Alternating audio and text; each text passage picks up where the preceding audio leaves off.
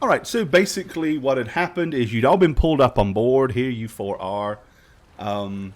The young Erosian girl had kind of gone over and put her arm around Captain James Beecham, and he had just introduced himself. Okay. What do you want to do?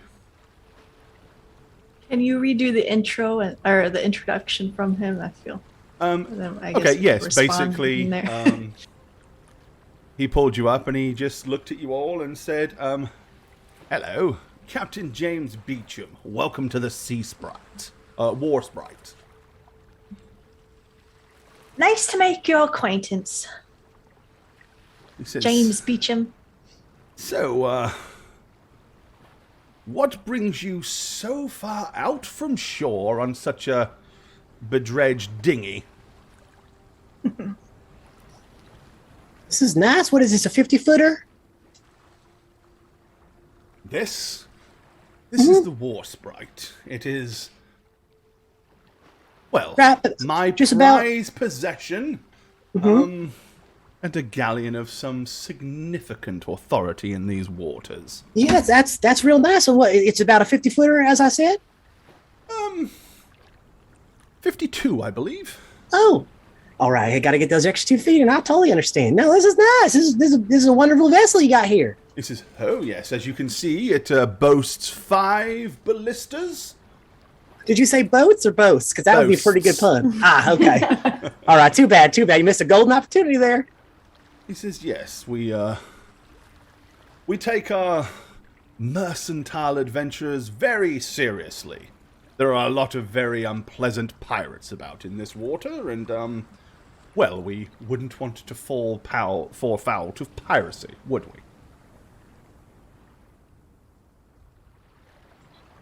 But you never answered my question. Were you fishing, or...? And as he's saying all this, you can kind of see him, like, eyeing all of you up, like, knowingly. He's like, I don't want to say undressing you with his eyes, but he is definitely sizing you up, paying very close attention to the fact that some of you are wearing fairly heavy armor and unlikely to have been out on such a small vessel fishing. Before we get to all these questions, I suppose we all need to introduce ourselves here.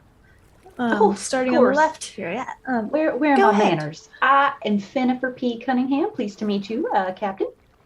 And I am Tiffany P. Abernathy, her spirit sister.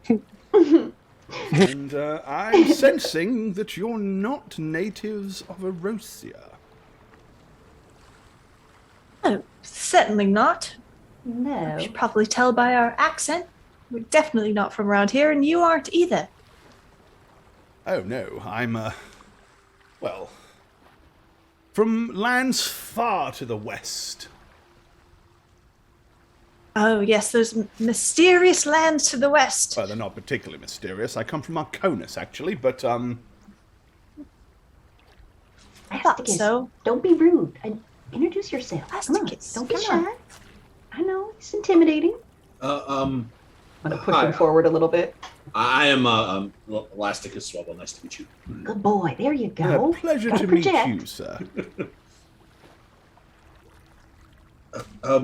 That's a mighty impressive skull you got over there.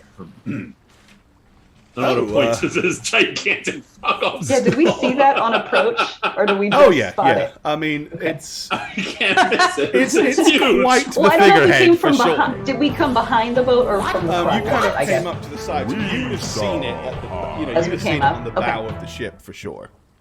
Yeah. Yeah, that is quite a large skull. I mean, to keep the pirates away, I'm sure. Hey, are you guys pirates? It's okay if you are. Well, most pirates have something sinister at the front of the boat, like a giant skull like you do. No, it's more Or like a of black flag. And he kind of glances up and looks up into the crow's nest where there's no flag flying at all. He says, no, we fly no skull and crossbones here on the War Sprite. Far from it. We are more... Well, really, we're anti-pirates. We are privateers. that are pirate hunters, to be precise. Ooh. Oh, that's impressive. So was that just a really big pirate that you got one day, or? Oh, I wouldn't worry about that. It's seen. just carved wood. You know, it's really more to mock the pirates and put the fear of Davy Jones into them. The detailing is amazing. Yeah, how many sinks do you have on this one? How many sinks? How many sinks? Yeah. Well, at least 3 bathrooms. Do you have pirates below? Like, do you have some locked up right now? Tiffany, he does have jokes. I do appreciate it. I do appreciate it. How many of you sent down to Davy Jones's locker? Is that a thing here? He says, I believe that the War Sprite can boast at least 12 pirate vessels that will no longer sail these waters after meeting us. My. And as he says that, he kind of raises his arms in the air, and his fairly small crew, as you've noticed. I mean, there's only like 1, 2, 3, 4, 5, 6, 7, 8, 9, 10 people at the most on the top of this. They're all just like, "Hey!" and let out a cheer. He says, so, were you hoping we would take you back inland and drop you off? Well, depends on where you're going. Are you headed straight for Amtomar? Is that what it's called? That's what I wrote. For where? Amtomar Coastal Settlement. Amtamar. Yeah. Well, we were going to resupply before we set back out. I suppose you do need to resupply. Are you headed back to Arconis? Roundabout way, yes. Yeah, I don't think we want to go back to Oh, it's a real tricky one. I don't think we want to go back there, sweetheart. Yes, and with that, the girl will kind of drop to her knees and like cling to his breeches and sob and tell him the story of how she was turned into a goat, and how you valiantly rescued her, and how she was waiting for him to come and save her, but you run out of time, and that you had to flee as quickly as you possibly could. Thanks for carrying the weight of our party, sweetheart. I really appreciate you giving him the whole story. We clearly should have just told him from the start. He looks and says, well, what a ghastly thing to do. We could lay waste to the town if you'd like. And she kind of looks like, kind of nice. And then he's like, of course I just jest. No, perhaps you're right. Oh. We're not that low on supplies. And I'm sure that we'll bump into another unpleasant vessel that we can resupply ourselves on the journey. So if you would rather not go back to Amtamar, we don't have to. That's very kind of you. I have to ask, being so willing, is there something you'd like in return for us to stay on this boat? Well, are you offering to pay for passage to Arconis? If you are, now would be a fantastic time to discuss the payment terms. Well, are you willing to accept other things besides payment? Like we could work on the boat while we're here, help out. We have a lot of talents across the 4 of us. Wouldn't you say, everyone? Absolutely. I'll go polish that skull over there if you want me to get it spit shine nice and clean for you. I wouldn't touch that if I were you. Oh, okay. It's a little dusty, so I thought maybe all that salt's going to degrade the wood. If you would like to throw in as crew members, you're more than welcome. And, that would certainly go to measuring a good way towards covering the costs of your passage, for sure. Of course, you would be probably wanting to consume rations, so maybe you could contribute a small sum towards the replenishment of such rations? We'd be happy to, right, everybody? Yeah, absolutely. I don't mind paying Yeah, for of course. my room and board, I guess, but about the vessel, it's fine. Absolutely. So, Arconis, about 6 weeks at sea. So if you're willing to work for 6 weeks on board the vessel, just, regular run-of-the-mill stuff. Helping maintain the ship, keep it clean. Wouldn't expect you to climb the crow's nest or do anything dangerous. That's too bad. Swab the decks, that sort of stuff. Do any of you have any particular talents that you might be of use? Any of you, perhaps, of a medical nature? Any of you good with a pot and spoon? Well, I can definitely take care of anything that ails anyone on the ship. Yes, me too. Well, unfortunately, on our last encounter, we did have a bit of an accident, and our ship's doctor, surgeon, call him what you will, did have a slight mishap. On the account that he bumped into a, well, let's just say, once he had a head, and now he doesn't. And, unfortunately, headless doctors are of little use to those on the ocean's blue, so, there's an opening. So, consider yourself hired, and, we will more than happily consider you, fully paid and compensated if you're willing to perform that role. Well, absolutely, but what happened to how did he lose his aforementioned head? Well, while we were in the throes of things with a pirate vessel, he came up, everybody on board this vessel has to perform multiple tasks. We are a small crew. You made your doctor fight in a battle? Make isn't really the term I would use, but we were outnumbered about 4-1, and they were all over our vessel. He had little choice but to fight to defend himself. Did he just come up with a little scalpel? Those tiny little scissors that cuts bandages, No, the doctor was quite adept with 2 axes. He used to use 2 single-handed axes. Sure. Yeah, sounds like it. Unfortunately, one of the people that he came across had an Was axe more adept. considerably larger than his, Bigger and axe. lopped Happens his every head time. clean off his shoulders. Very unfortunate. All right, well, it sounds like that doctor was a bit of a wimp, which is fine. Rest in peace, rest in peace.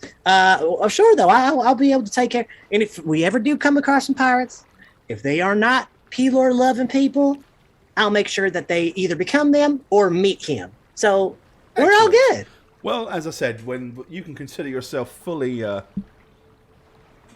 paid for this vessel and for your voyage. Woohoo! Way to go, Anybody else have any Tiffany! particular talents that we would consider indispensable?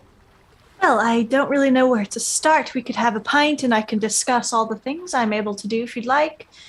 Slaying dragons. Well, fighting is a generic thing that we expect everybody to be able to do here Right, on but the you Warfront. fight like big monsters, like, sea creatures that come and wrap around the ship. I can do those really well.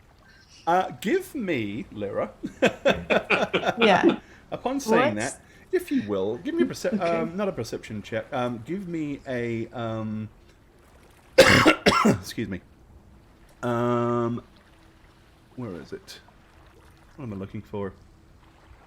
Insight, please. Insight. Okay, got it. Go. Okay. 30-20. When you say that, you notice that his right eyebrow raises really high and says, "Oh." And just how big? How big are things are you adept at doing battle with? Well, what's the biggest monster you've ever seen with your own 2 eyes? Well, we've seen giant sharks, we've seen huge, big behemoth whales. You're gonna lean in and go bigger. Things almost as large as this vessel themselves. Oh no! Oh, bigger, way bigger. Excellent. And Great. What is your particular method of dispatching these things? I'm gonna just show him my bow and arrow. Ah, so you're a marksman. Yes, great one. Well, I thought I'm sorry, I Should didn't we introduce randomly myself come because across I thought you knew who I huge, big was. sea creatures, then that would come in handy. Okay. Well, it sounds like you have, or are fearful of that happening. Have you encountered one already? Oh, no, not at all. But, you never know. 6 weeks at sea. Uh-huh. Could happen. All right. Well, I'll hang out maybe in the crow's nest half the time. Oh, if you're sure. Trust me, You I've object to spent climbing many such years things, are you? quite bored. I'm ready for adventure. Oh, well, you're sure to find it here. Okay, Great. well, good to note. Can any of you cook? I turn around and I turn back and I've already got an apron on and my hair in a net. And I'm like, oh, let me have them potatoes. I got you, boy. Let me get at them. Excellent. Show me where to go. Well, I'll wash we'll up. show you down to the galley. Okay, I'm sure perfect. Let's everybody will get it. be grateful for some hot meals. Oh, I bet they are. These hungry boys, they're looking pretty scrawny. They need to eat. Well, the food that we've been eating here of late has been less than satisfactory. What are we working with? Oh, we have plenty of ingredients. We just don't have any talent for cooking them. Mostly Oh, I it's been got you. hard tack and rum. Okay, well, let me at it. Excellent. I gotta get the glaze going. Oh, I gotta marinate. Oh, I can't And wait. you, my fine, rustically dressed fellow, do you have any particular talents that should be spoken of? I'm not one to usually boast, but my expertise tend to lie in the intellectual. Give me an ancient tome that needs deciphering, or chicken scratch left by some ancient civilization. I could probably try and work my way to decipher it. Good with maps. Probably and- not the sort of thing we're going to need a whole bunch of here on this ship. I could scrub a deck just fine. You don't appear to have any weapons either. Can you fight? Well, I got. I'm gonna point to my 2 war picks on my belt that I never seem to use. Okay, he kind of looks you know. at them and goes, "Oh, you fight with those, do you? I figured perhaps that you were some kind of miner." Well, it's part and parcel. I'm an archaeologist most of the time, but they come in useful if you need to spike ahead. Right. Well, if nothing else, just try to make sure you can stay out the way and don't get under Sure. anybody's feet. Absolutely, I would not dream of being under people's feet. Wait, that's not what you said? Or was it the other? I don't want to step on toes, because there are different phrases for different things. I get confused. Stay out from under our feet. In other words, if we find ourselves in a scuffle, we don't want to have to worry about your safety, so just go and hide yourself away perhaps behind a big pile of corn sacks, and stay quiet until you hear the screaming and the shouting and the ballista fire stop. Sure, absolutely. Excellent. Well, seems to be no reason to dawdle here. Hoist the mainsail and let's make way for Arcanus. Oh, wait! Our little boat here, was anyone hoping to go back to town? I'd love to get it back.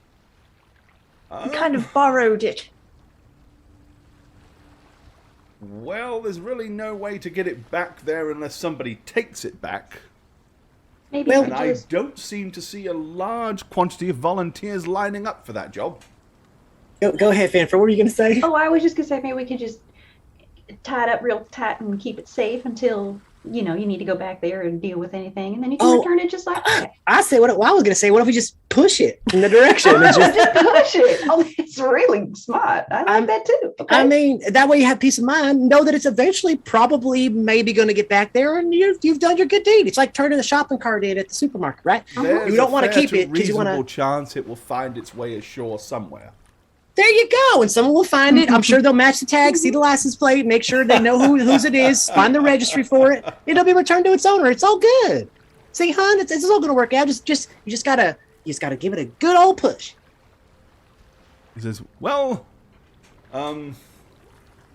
Seems like a good a plan as any.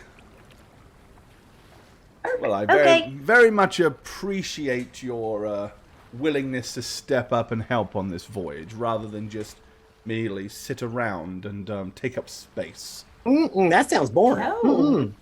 Gotta get your hands dirty if you want a free ride. I don't want to be a little lump on a log. Well, they kind of use long poles to kind of push the little boat in that direction, more of a meaningful gesture than anything else. Or more than a frog. And with that, he says, well, make yourselves at home.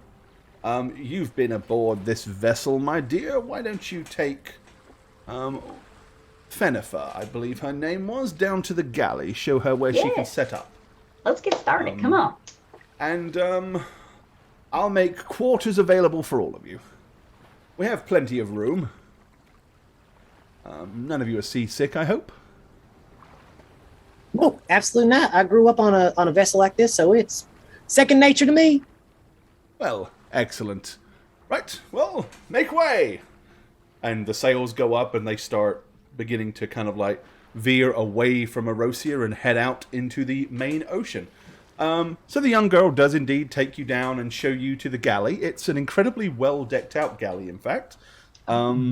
Good. They weren't lying. They have huge barrels of salted meat, fresh vegetables, you name it, they have it.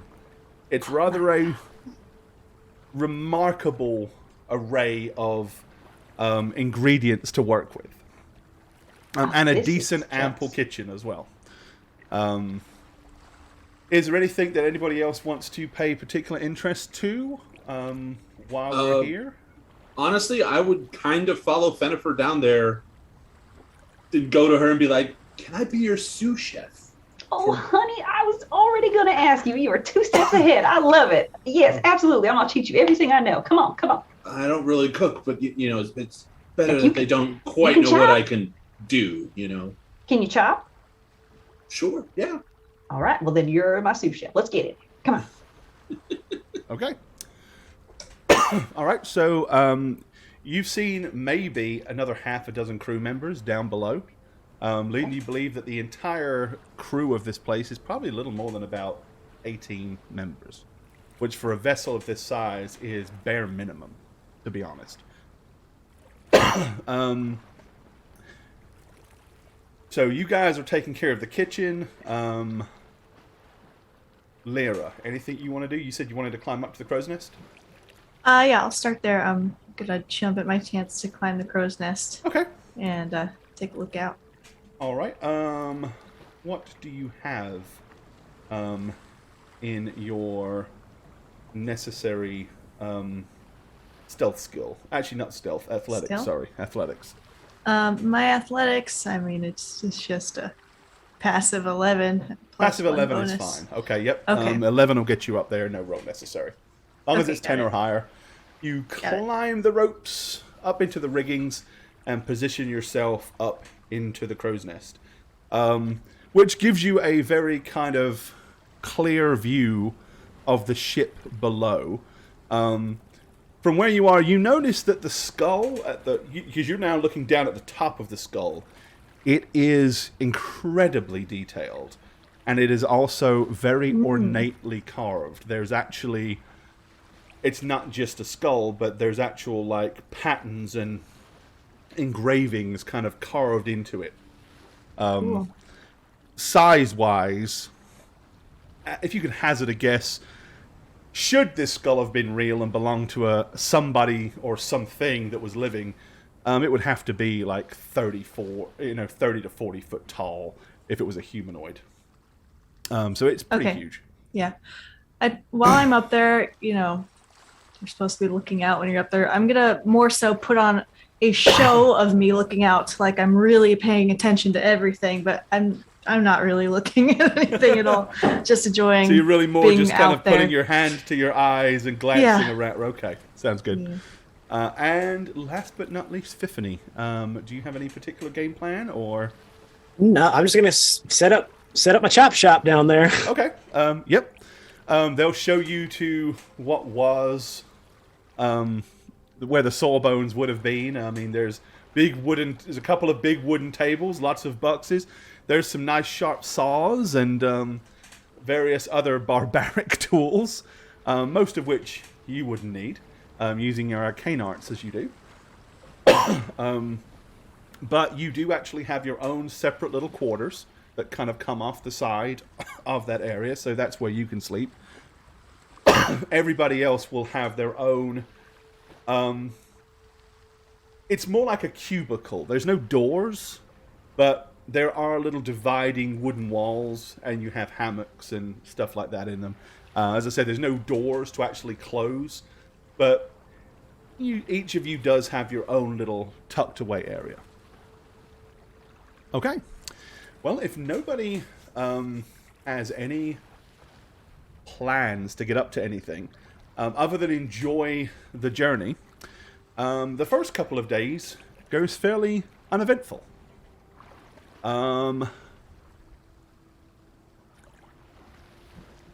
Lyra, seeing as you're not actually... Are you paying no attention, or are you paying half some attention? Okay. Alrighty. Well, it will not be long before you notice another vessel on the horizon. It is kind of... you guys are heading westward, and it's kind of northwest of your location. From up in the crow's nest, you can kind of see it there on the horizon.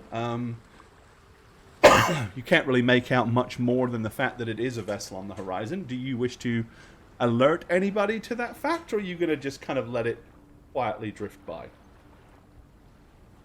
Does it look like it's heading towards us or drifting? It's not heading directly towards you that you can tell at this distance. Oh. Yeah, I'll call it out. Ahoy! Ship that away! Okay, That away. One thing I will also notice, that now away. you guys have all been here for a while. Right here, sitting in front of the steering mechanism is a huge blue horn. It's kind of large to the point where you could fit your head in it. I mean, the opening is about yay big, and it kind of curves down to a very small mouthpiece at the bottom. Obviously, it's some kind of signaling horn or whatever. But as soon as you point that out, the girl is probably below deck at this point, so I'm going to move her out of here. During the day, are you guys generally going to be spending your time on top, or are you trying to stay out of the way and underneath? Oh, I'm absolutely trying to stay out of the way of everybody. Okay. Yeah, we got a lot of work to do down here. I don't have time to. I really don't, so I'm going around just spreading the good word of P-Lord, everybody. All right. Okay. I've done a boat with a loud missionary. Yeah, I'm pretty much with Fennifer. I'm like a little lapdog helping. Okay. Put Beecham back up here. Learn All how right, to cut so onions. as soon as Lyra points that Your out, fingers out of the way. No, don't get them in. Beecham immediately calls for all hands to get busy, and very quickly and violently spins the wheel as you feel the ship take a violent, abrupt turn heading northwest. Oh no, my room! As he begins to make a beeline directly for it. Okay. He kind of screams up to you. He says, "As soon as you can see any colours, let us know what they are. Here's hoping for skulls and crossbones, lads." Okie dokie. Okay.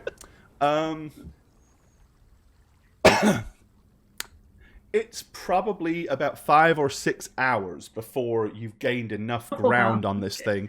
One thing you have noticed is, while originally it was kind of coming in a similar direction, it has actually turned and is going away from you now. It looks like it's fleeing, not coming at you. Okay. But you are gaining ground on it. Yes. I'm trying to look out for the flag colors. Okay. Give me a perception check. Sure. Yay, little we spy become flash? pirates! You have a little spy Nice. flash? You will see. That's more appropriate. Right, you will see a flag. It is definitely not a skull and crossbones. You don't recognize the flag. It's kind of like a blue cross on it with like a half moon circle in the bottom right quadrant.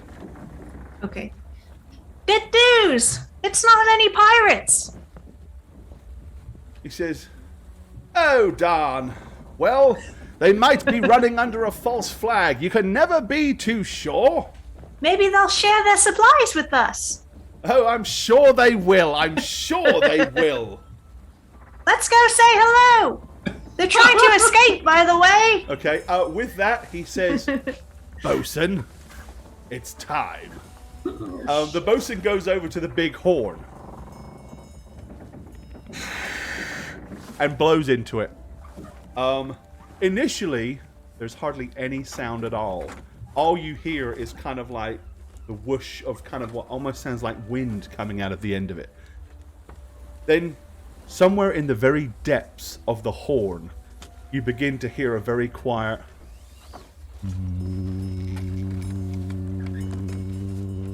that slowly gets louder and louder and begins to resound. He has stopped blowing on it at this point, but it is continuing to get louder and louder and louder. As this happens, you're aware of a very weird feeling, like the boat itself seems to have gotten much more steady and stable. It's not rocking anywhere near as much. A few seconds later,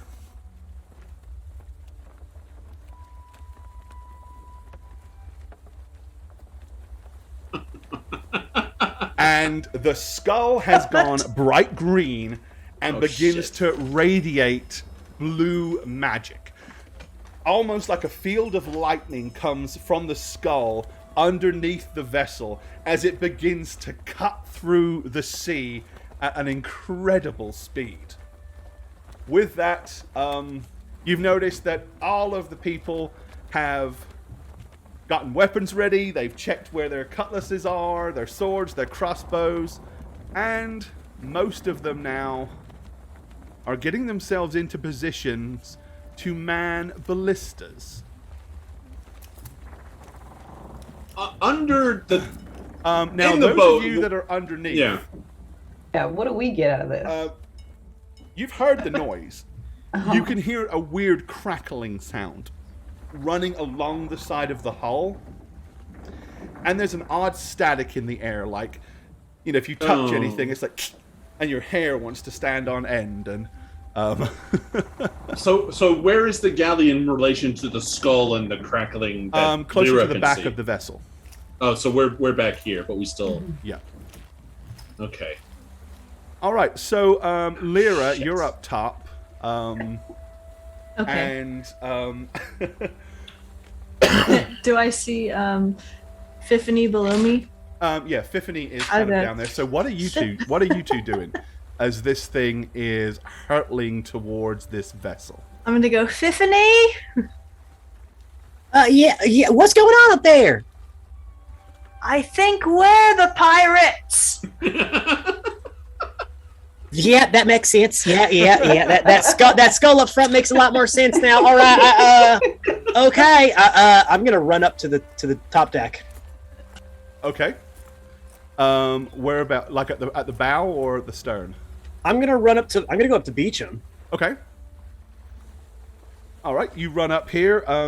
Beechin has got a very determined look on his face as he's holding on to the, gripping the wheel with both hands. You can see the strain in his arms are like, it's as much as he could do to hold it as this thing is hurtling forward. He's like, My colleague up there says that these people might be not a threat by any means. Why are we making such haste towards them? I'm sure there's quite a logical explanation. oh, believe me, if they're pirates, they're soon going to let their full colours known. Right? Okay. And if they don't? Oh, well, if they don't, we'll just breeze right by them. Now, make yourself useful, or stay out the way. There's probably going to be fighting, so you might need to get your medical skills ready. If they were pirates, wouldn't they be coming towards us? Not if they see that it's the War Sprite, no. We're feared, you know. All the pirates in these waters are terrified of us. I told you, we've sunk at least a dozen pirate vessels.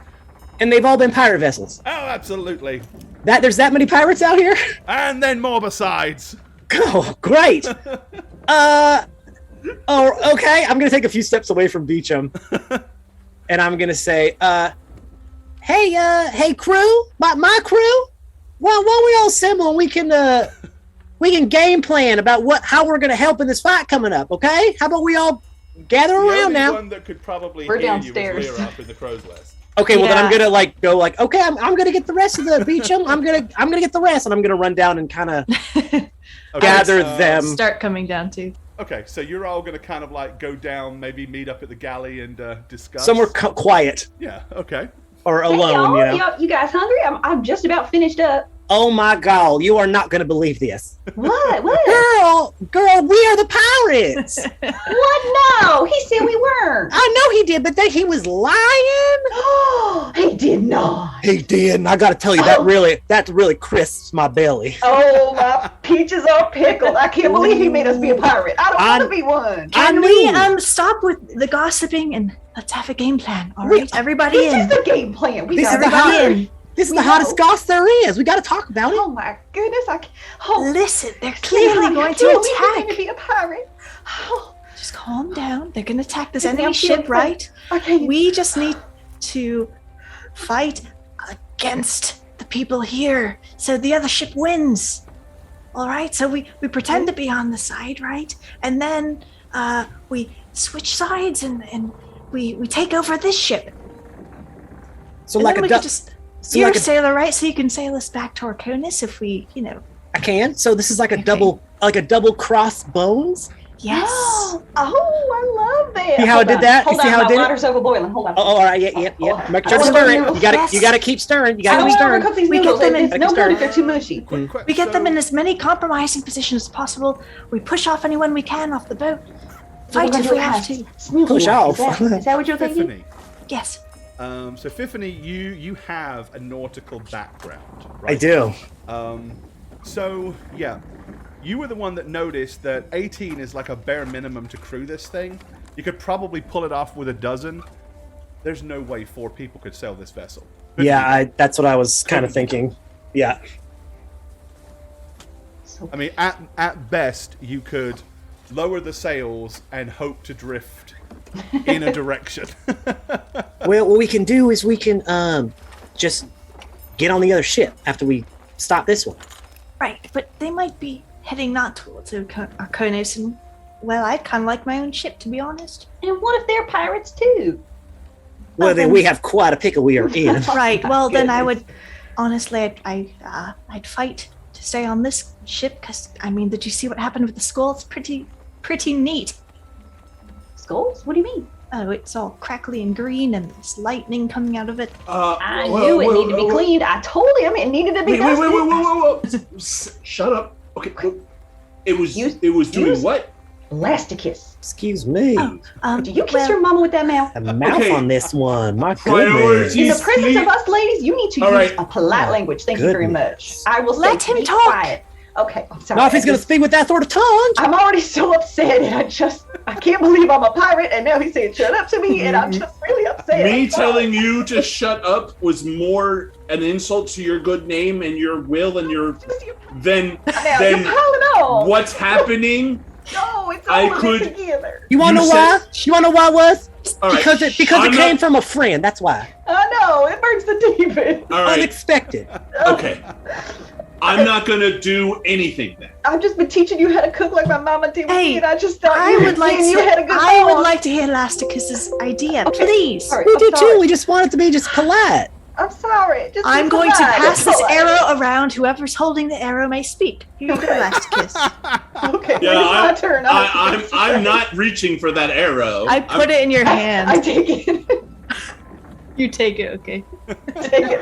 I just, when I teach someone how to cook, it's a bond that it really is important to me. I don't usually cook with people that I don't know. And so for me, Lastic is to share that with you, to teach you how to cook my mama's noodles the way she used to cook them. It's just really important. And so I really need you to respect me so that I can do what I need to do. Okay, your turn. Here you go. Look, you've made her cry. No.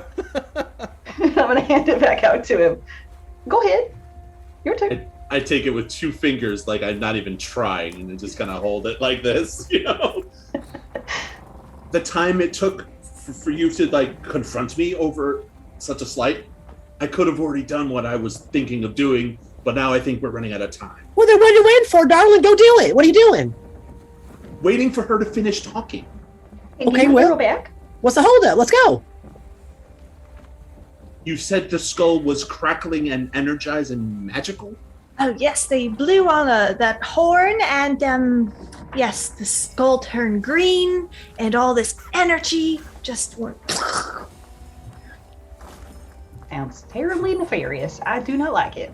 For this boat? That's pretty powerful. I mean, Yes, which is why I want the boat now. All right. Well, Elasticus, go do your thing. What are you going to do? I can't wait to see. I'm just gonna put the arrow on the table because I was still holding it. I'm gonna take it. I don't actually know if I'm strong enough to try it, honestly. Oh, Lasicus, don't talk down to yourself now. Come on. Oh my god. You can do it. I believe in you. I know you've got the strength to do this. What are you trying to do? I was gonna try to disactivate it. Well, it looks like the most powerful spell or something I've ever seen. So You saw him cast a spell. well, I don't know. I don't know if it's a spell. It's magical, probably. Well, how did he do it? Did you see him say? I told you he blew the Abracadabra. horn, and I The felt something, horn. and then the skull lit So, up. What do we do to that horn then? What happens if you blow in it again? Does it just turn off? Well, don't ruin it. I want to keep the boat intact. Well, just blowing it again. Is it like a light switch? You just switch it back off. Well, it's in the middle Reverse of blow. of Suck it the in. top. It's in the middle of the Wait a ship. minute. They're going to Wait a see minute. us. Wait a minute. Lyra, you want to take over the pirate ship? I don't want to be a pirate afterwards. If we need to get rid of pirates, might as well keep the ship. Any It is harm in very that? nice. It's a very nice ship. So if we find out that people they're attacking are innocent, we can try to throw as many people overboard here and then confront this James Beecham and take over. Right. I don't think we don't have enough man/woman power to man the ship correctly. We will just careen off into who knows what and where. We can hire some of the people. They'll be so grateful for us. Trust me, I've seen it time and time again. People are so thankful when I do things for them that they're willing to volunteer anything. They'll probably have plenty of people who be like, all right, here's people for your ship. Easy. But then, how will they steer their ship? They probably have extras. We'll have to see. Okay, so we're going to catch. Okay, so what are our plans here? We're going to catch this ship and hopefully him not blow it up and then throw off all of our crew and then get his crew onto our ship and they'll be so thankful and then we just carry on. See, I think we should wait till they engage with the ship and, well, Okay. wing it. All right. Stephanie, what do you think? You're more of my little mermaid. What are you thinking about this plan? I mean, it's a plan. We're going to have to do something because we are going quick at this ship and we're going to be upon it soon. Okay, so do we just lie low and let them fight it out, or? Well, I think we lie low and then like you say, do a little double crossbones. Yes, during the fight. Pick our that's when spots. Pick our spots. We yeah. pretend to be on their side, and when we can get someone alone, throw them over. So, we try to be stealthy about it until we have to show our true. I'll do my best. That's not really my thing, is the thing, but I'll do my best. I'm kind of a more punch them real hard so everybody can hear sort of gal, but I'll do my best.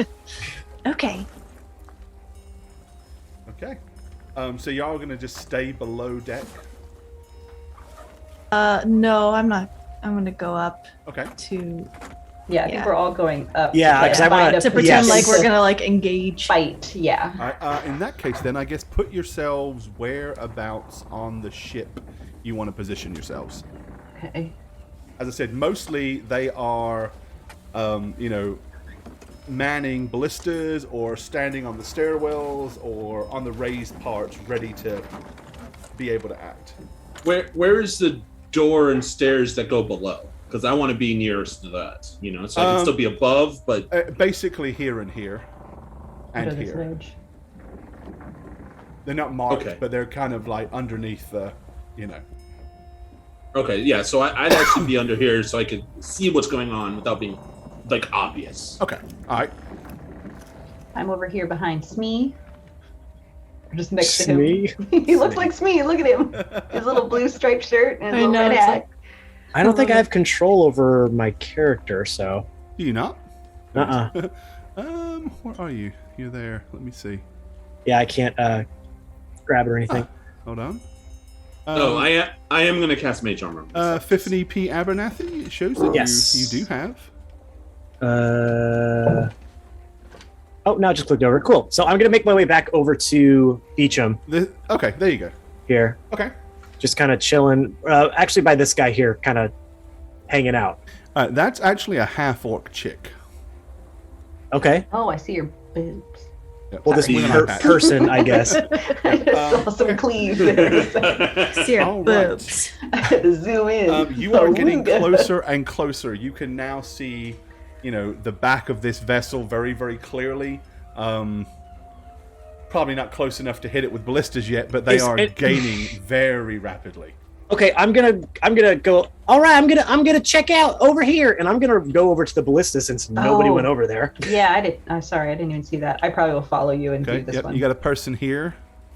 Yeah, I'll be standing here like, all right, we're gonna help you aim. Okay. I'm gonna go to the opposite side. Yeah, I'm here where this ballista guy is. Alrighty. You all position yourselves. Gonna help you aim. I'm gonna help you aim. Point that way. Point in that direction. See the back of the ship. Shoot that way. 40 degrees to the Okay. left. Well, then something rather surprising happens. As you start gaining and getting closer and closer, you notice that the flag begins to get lowered. Like it's... traditionally, this could well What? be a method of surrendering, because they're probably going to hoist a white flag in surrender at this point. However, a white flag does not go up. What in fact goes up is a big, thick skull and crossbones. We're not the pirates. And it actually seems We're not the like- pirates. This is great news. Praise Peel. We got some pirates on the horizon. All right. Okay, I have to be honest with you. I was gonna push you overboard, but now I really am gonna help you aim. So let's do this. I was gonna push it just to off when you shot That's it. what I'm saying. That's what I mean. I Oh don't boy, mean you were gonna go flying off the side of this boat. You don't even know how close you were to that. Well, we still could be the pirates. Just Okay. both. Not against these pirates. though. Pirating pirates. No, we're better pirates. You're We're the more good pirates. piratier than they are. Yeah. Okay. Now we're the As winning you're pirates, zooming and I like closer that. and closer, he's like, "Okay, lads, get those ballistas lined up. Grappling irons." And you notice that that's what they've got. Like at the base of them, there's huge, big coils of rope, and you notice that the ballistas are not just like ballistas, but they've got huge, big kind of hook bills on them, where they'd obviously fire them and stick them in to the vessel. He says, "But before we do, let's give them a good blast." He says, "Just to convince them to slow down, what?"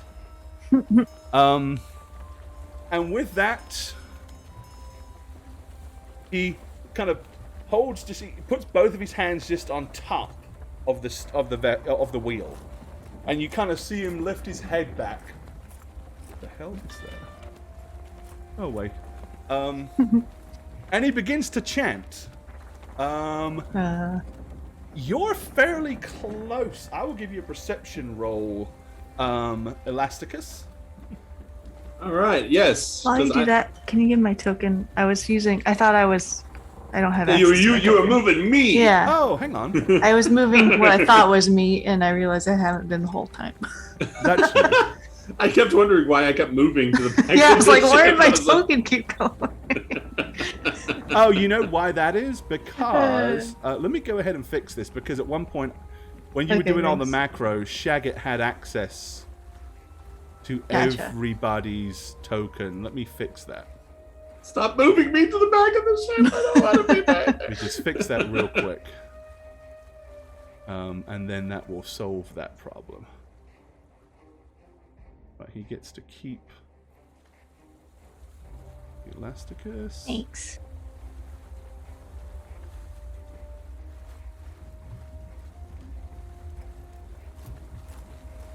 Right. Almost done. And then this will solve this problem. There you go. All right. When you're ready, I'll roll perception, right? Yep, go right ahead. Okay. Huzzah! Hey! Natural 20! Nice. There's your first natural happened. 20. You did it. Did anyone actually not listen to you though? I think someone bet me with one gold no, apiece. Oh my Nobody bet on goodness. Shagget. Nobody? Nobody did? Nobody bet on Shagget. So, Serves you right, nobody- chat. nobody got Everyone has anything. been- and then it's Blake. What That's you get so for listening funny. to him? Okay. Oops. Yep. You can overhear what he says. Now give me an Arcana roll. Okay. You heard it clear enough. Yes. Okay. It's definitely an evocation of some kind. Not a spell so much as more of a command word. But it definitely has something to do with lightning. No sooner does he say that, all of the energy built up at the bow sucks up into the skull. The skull begins to glow bright blue, and then two massive bolts of lightning shoot out of the eyeballs of the skull and slam into the back of this vessel. There is just as splinters of wood go up and tear the back part of this ship up. It hits it kind of above the waterline, so it's not sinking, but you can kind of see back all the way through to several different layers of decking and stuff. I mean, it tore a massive chunk out of the back of this thing.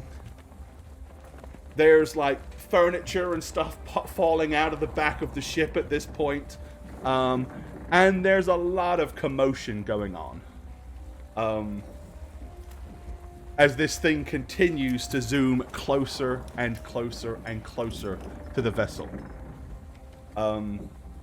Any you guys want to do anything in particular, or?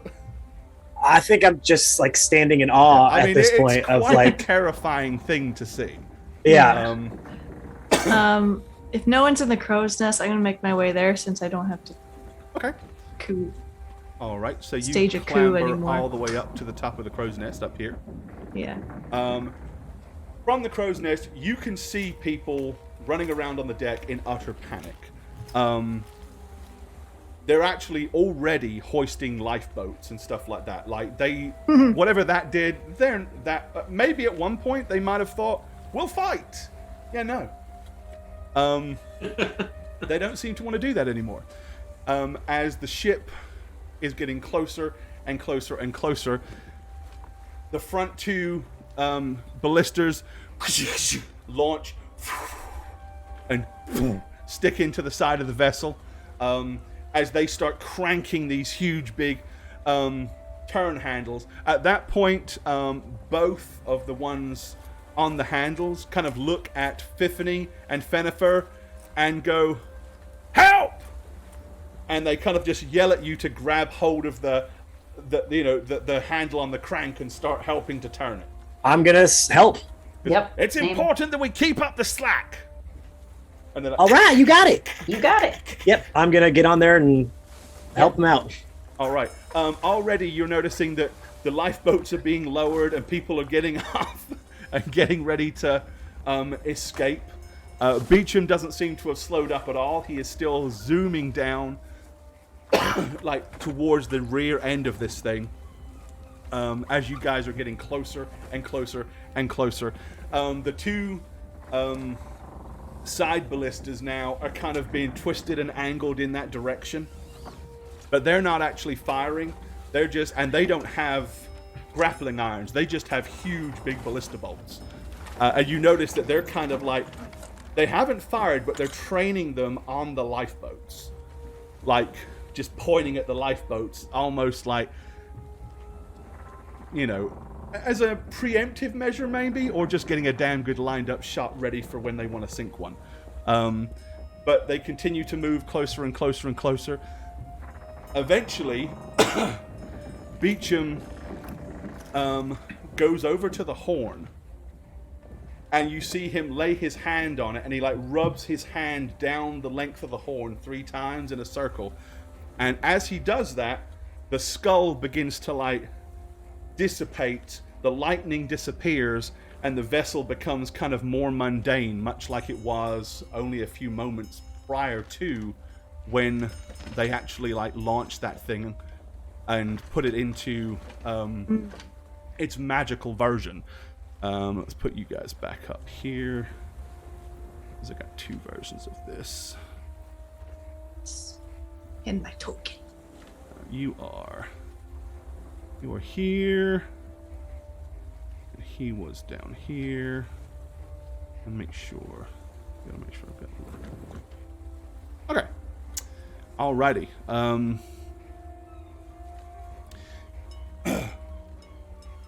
Beecham pretty much allows them to like get into the lifeboats and move away. And then he just very casually brings the vessel up to the sides of it, and they throw grappling irons up and just take the ship, like effortless, like completely effortlessly. With that, he's like, "Take what you can, lads. Load her up." And they all just, and they all just start pouring over the side of the vessel. The only ones that kind of stay are, as the lifeboats are kind of like moving away, they keep the ballistas aimed at them. And clearly it's more of a deterrent, like, don't even think about trying to come over to us and try to board us, sort of thing. In no time at all, most of the crew, except for Beecham and those on a couple of the ballistas, are now on the other vessel. What do you guys want to do? I'm gonna high five my guy. Well, look at that, we did it, right? We defeated those nasty pirates. Give me one. Give me one. Yeah, he kind of like slaps you up, high Atta five. boy. He says, Nice "There was shot, never any Tex. doubt." Yeah, you did great. You're says, amazing. There's not a Eagle eye. He says, "There's not a ship in these waters, or any waters, to match the War Sprite." He says, Of course, yeah, totally. "When the War Sprite came into existence, even the gods were upset. For the most powerful magics were used to summon the War Sprite. And now she's here, she is the primary dominance in all the oceans across the whole realm, not just Arconus. Yeah, that's great there, son. Stick with us. Slowly The wealth backing you're up. going to accumulate will be beyond measure." Yep, you got it. Beyond measure, absolutely. I'm gonna back up Yeah. all the way to Fiffany. While that's happening, I'm actually going to go overboard too. Okay. Like over to the other ship. Over to the other ship. All right. And I'm not going to be looking for like food or anything, but actually just quarters where I could find maybe the captain's quarters, a book or something of value. The captain's quarters is traditionally at the very back of the ship. And I got blown out. That was pretty much what all the furniture and everything falling off was. How convenient. But I mean, I am going to search the lower decks that are not blown out for anything of potential value or knowledge. Basically, I'm seeking knowledge more than anything. Yeah, that's fine. Like if there's... I mean, mostly, they are looking, they are grabbing provisions and supplies and stuff like that, but they are also looting quarters. I mean, they're going through and trying to rob the place blind. Okay. So if you're looking specifically for knowledge or anything like that, yeah. Give me a perception check. All right, perception. Thankfully, it's not my worst thing in the world. Of course, I'd probably... Okay. At the back of the captain's quarters, you do find a few books that didn't get blown out. You find some nautical maps and stuff like that, as well as captain's log. As well as a captain's log. I will take all those things. Okay. All right. Yep. Few tools like a sextant and stuff like that as well. Compass. What's everybody else doing? If that's specifically what you're looking for.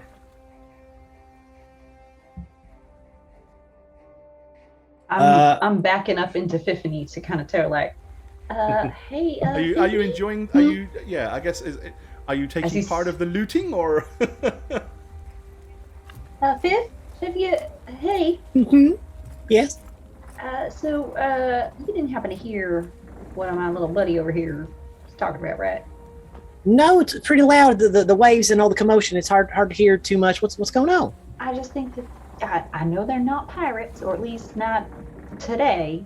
But he seems a little on the dark side, if you know what I mean. A little Sure. Are you sure? I mean, when you're out, power hungry with. Well, when you're out, just so excited. When you're out at sea for so long, you do get a little bit of cabin fever. So sometimes, your mind can start to go a little bit. Okay, that's fair. I haven't had to spend a lot of time like you. I just want to bring it up that maybe they do seem a little bloodthirsty for non-pirates, Right. Well, let's just keep our eyes on them. Okay. If they do anything that is unholy in any way, then maybe we might have to intervene. Because this one over here, he said any ship in the sea that they could destroy, not specifically pirates. It's a semantics thing, but it could just be boatswain. But I want to mention that maybe boatswain. Me? Boatswain, of course. Sorry, I love I it. can't help my kids. I know. Cannot help myself. He didn't laugh at it earlier. I'm going to give you the full laugh. Ho ho ho! That's hilarious. Thank you. Thank you. You're going to get that one. But I'm just letting you know. I'm not. You mean yo ho ho? Sorry, Yo, I just cannot stop. Cannot stop it. Cannot stop it. Just comes out of me. Oh, you got me in stitches right now. Come Sorry. on. But absolutely, we should watch out for them because they might be evil. Yeah, absolutely. They're absolutely probably evil. Okay. Okay. Good. Ready, break. Is there any way, Gordon, now that I'm closer to the skull, is there a way I can tell if this magic is in any way like unholy or not good? You know what I mean? I've never played a cleric, so I don't know what I'm really able to do. Well, you don't have an innate ability to sense that sort of stuff, but do you have any spells that would? Oh, I'm sure I do. I just don't know what that would be. Like a detect magic? No. I mean, detect magic will give you an indication of the type of magic. I do have detect magic. Okay. So how detect magic works is you can cast detect magic, and then as you concentrate, it'll kind of let you know what kind of magic it is and how potent it is. But the magic has to be present. Currently, there is no magic present. No magic. The skull Okay. is kind of like just gone back to its mundane level, as it were. Sure. So you need it to kind of fire back up to really be able to use that. Okay. Now. Well. But in theory, it would still let you know if it was a magical item. In the same way, you could also cast it on the horn to tell if it was a magical item. Right. But I think I've been traveling with Fenna for long enough. I think she has an ability that can sense good and evil. Her ability doesn't sense good or evil so much as it can sense this is 5e, right? So right. It doesn't detect good or evil. It detects evil like beings, abominations. Like devils and abominations. Okay. Never mind then. Okay. Yeah. Okay, yeah, I just, like I said, this is all new play style, so I didn't know if I had anything I could do that with. It's fun to play a new class. It is. It's fun to learn. So if that fires back up again, I do want to do a little wiggle on it to see if I can kind of detect what type of magic this is. Gotcha. Okay. Okay. Makes perfect sense. I'm looking for real quick. That. 1 second. And...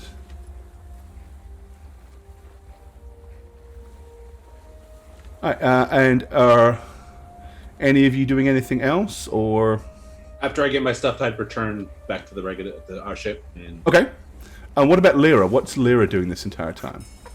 I'm in Crow's Nest. I'm watching the survivors to see. Okay, what you will see then from the Crow's Nest is one of the vessels over on this side, one of the rowing boats, they blast it with a ballista, but not to hit anybody on it, but to capture the vessel. And this guy here is cranking it and pulling their boat in. So they're like actually bringing one of the vessels towards them. Yeah, I would let that happen. Just watch it. Okay. We have company.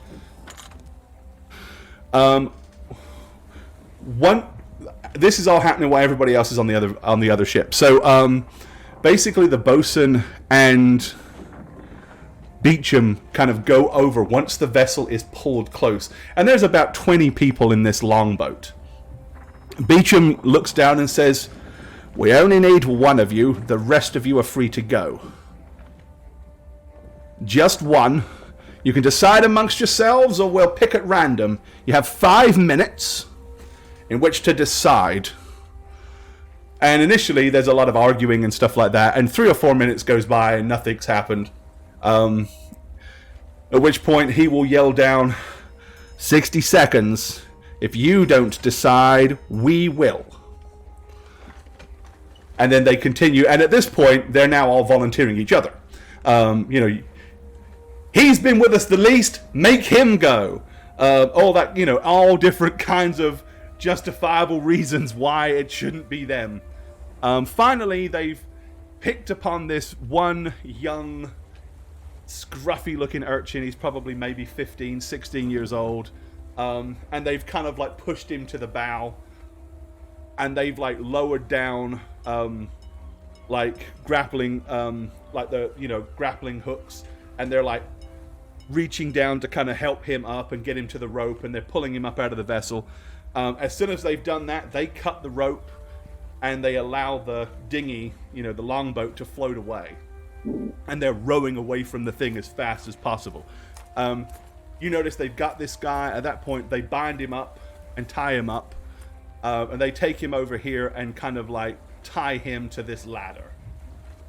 So that's all they've done at this point. Okay, and that's fine. I mean, this is a pirate, so... yeah. Okay. Nothing too nefarious yet. Nothing tra-la-la. Find... Okay. Meanwhile,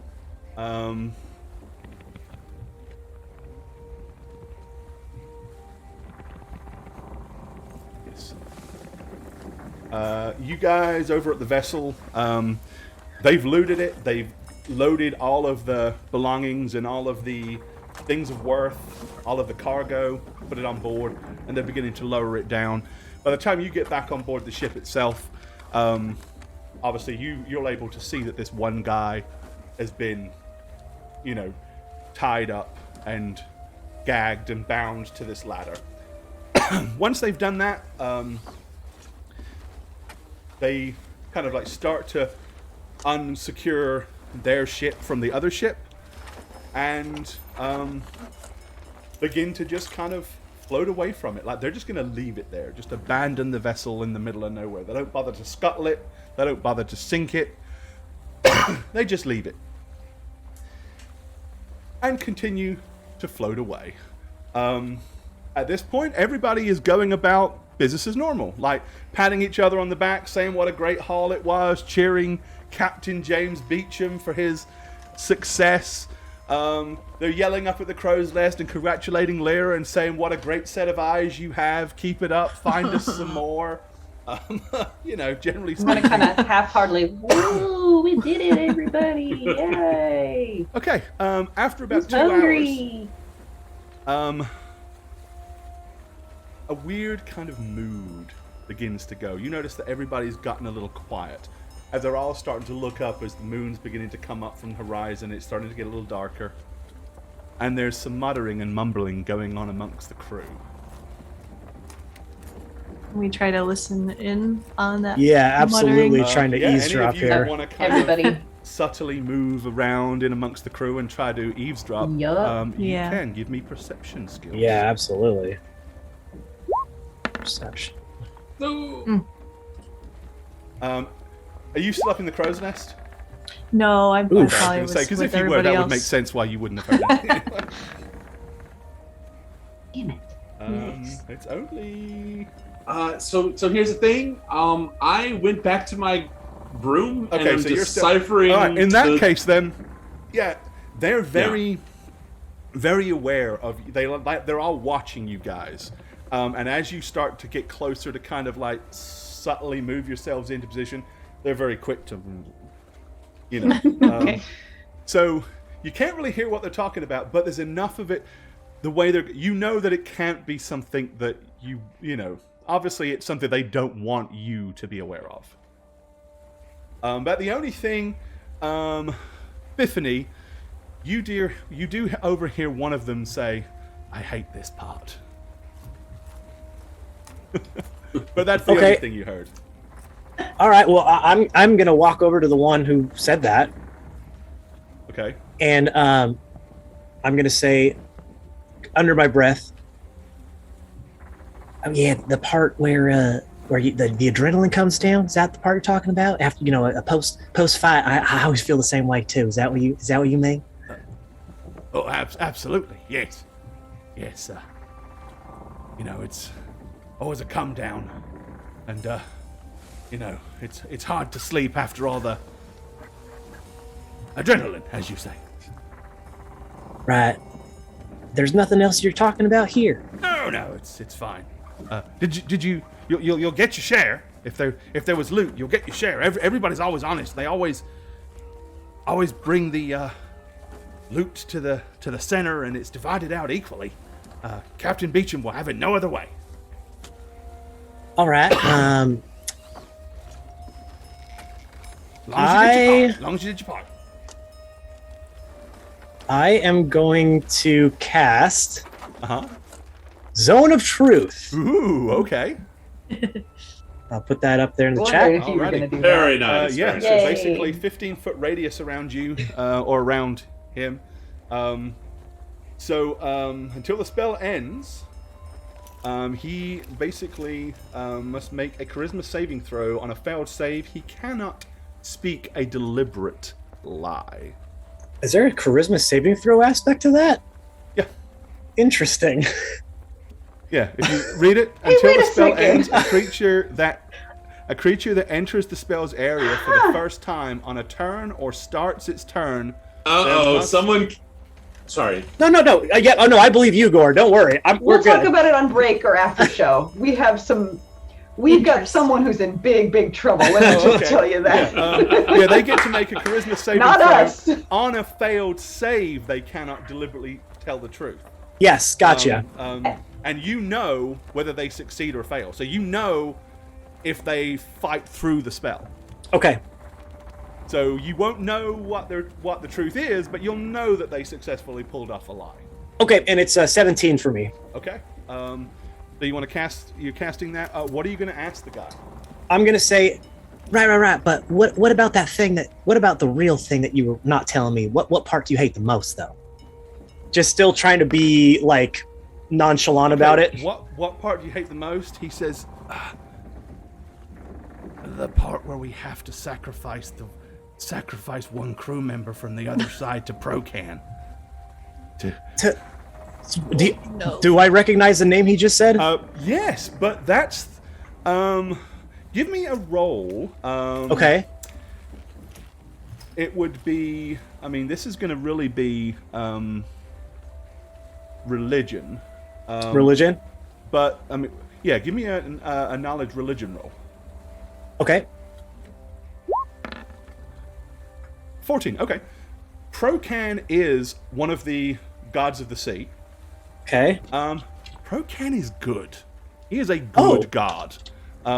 It makes no sense that someone would sacrifice somebody to Procan. Okay.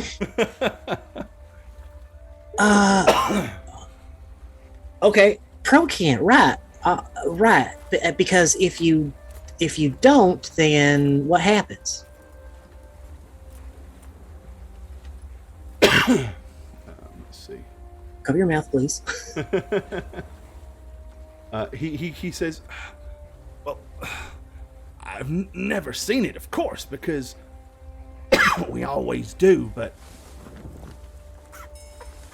after we invoke the power of the War Sprite, if we don't make a sacrifice, then the powers that be will come and claim the War Sprite. It's kind of a payment, as it were, for the use of the special powers at our disposal. Right. Of course. That is always the worst part of a sea battle. Is, first of all, there must have been 40 people on that ship. 39 of them got away with their lives, even though they were filthy pirates and have probably killed and murdered. And I'm sure that the one that's about to be sacrificed in a great cause, I'm sure he's a murderous scallywag and has killed plenty himself. So it's only... I make my peace with it as best I can, knowing those facts. Honestly, I don't disagree with you. Okay, yeah, that's fine. About how long until that happens, roughly? Typically once the moon clears the crest on the horizon is about when the deed is done. And then we go right to the good part, where all the sharing. Yes, of course. Okay, thank you. I have to leave for some completely unrelated reason. Bye. And I'm gonna take my step away. Now, from everything he's told me, does that, being a person of the cloth, does that spark any gods or deities in my head that clearly I know this isn't the god he's probably speaking of? Yeah, but is there one that has to do with like moonlight, or you know what I mean? Like, is there something that the puzzle pieces together make me think, oh, they're actually getting powers invoked from this guy, you know? Give me another religion roll. Okay.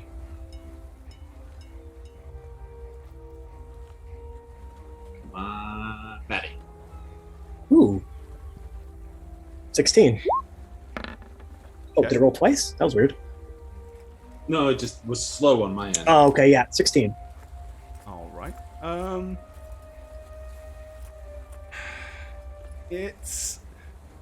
There are numerous unpleasant gods that might require sacrifices in exchange for boons. Hextor could be one, who is the god of war, discord, massacres, conflict, and tyranny. Could fit. Reroll, which is death and darkness and murder in the underworld. Peremius, which is murder, assassins, poison and fire. Cyril, deceit, lies, treachery, false promises. But none of those are really kind of tied to the ocean in any way or anything like that. There's really not a vile god of... Now, there is a dwarvish god, Abathor, which is the dwarven god of greed. And if these guys are fueled by greed, he could potentially have something to do with it. But again, dwarven gods usually don't give a shit about the sea. Yeah. So... yeah, there's no real one god that kind of leaps out as viable. Now, devils, demons, unholy pacts, possibly more viable. Okay. So okay, I got you. All right. But I'm gonna. Procan definitely doesn't make sense to you at all. Right. Okay. That's really all I need. I just wanted to know if I could kind of snap to something. Yeah. Plus with that skull. Yeah. Okay. I'm going to try to find. Who do I want to try to find? I'm going to go try to find Lasticus. Okay. Lasticus, after the raid, he's squirreled away in his room and is basically deciphering the captain's log and the nautical maps, try to make sense of who the other people were, based on. So he's deep in reading for the past couple hours. All right. What is Lyra and Epiphany doing? I am back in the galley, I guess, and I'm just like suspiciously stirring, just kind of like suspiciously stirring the pot. Every time someone comes by whispering something, I'm like, "Yeah, what was that? And what about you Lyra? want extra butter?" I was kind of celebrating with everybody else, probably where Epiphany was. So, but I don't know if I overheard that conversation or not. You probably didn't overhear the conversation, but you definitely saw Epiphany probably storm away with a very worried look on her face. Yeah. I'm going to slip out and follow Epiphany. Okay. All right. Okay. So pretty much you're all kind of down below decks. Do you want to kind of swing in and grab Fenifer on the way, Epiphany on the way through Fenifer, or do you want to just go straight to Last? Yeah, if she's there, I will. But I'm because I don't think I'm kind of starting to realize this might not be so much religion as it is like the arcana side of things, devils and demons and that kind of stuff. I'm looking for Elasticus because he has more of a historical. Yeah. So I mean, mind. Yeah, I mean, you'll be going fairly it. close to the galley. So if you want to pop in and say you might want to come, you can. Yeah, I would if she's there. Yes. Well, in that case, then you'll all kind of go to Elasticus's little thing and see him up in his bunk, probably poring over this big fat book. Little candle on my chest with the book in front of me. Aww. Oh, he's so cute when he reads like that. Sorry to interrupt you. Hey, y'all. Remember how we thought the things were going to be bad and then they turned out to be good? Mm-hmm. Yes. Well, I think they circle right back around to the bad part again. I knew it. I told you. So apparently, y'all hear they're whispering up there. Mm-hmm. Yeah, they are. Shady. They're going to they're going to sacrifice the one that they captured from the ship. Now, here's the thing. Do I care about him? Do I care about him being executed? No, he's a pirate. He probably deserves to die. That I don't care about that at all. The problem is the reason why they're going to do it. They said that they essentially need to make a sacrifice for Procan. And baby, I don't know if that rings a bell for you, but Procan, as we know, is a god of good.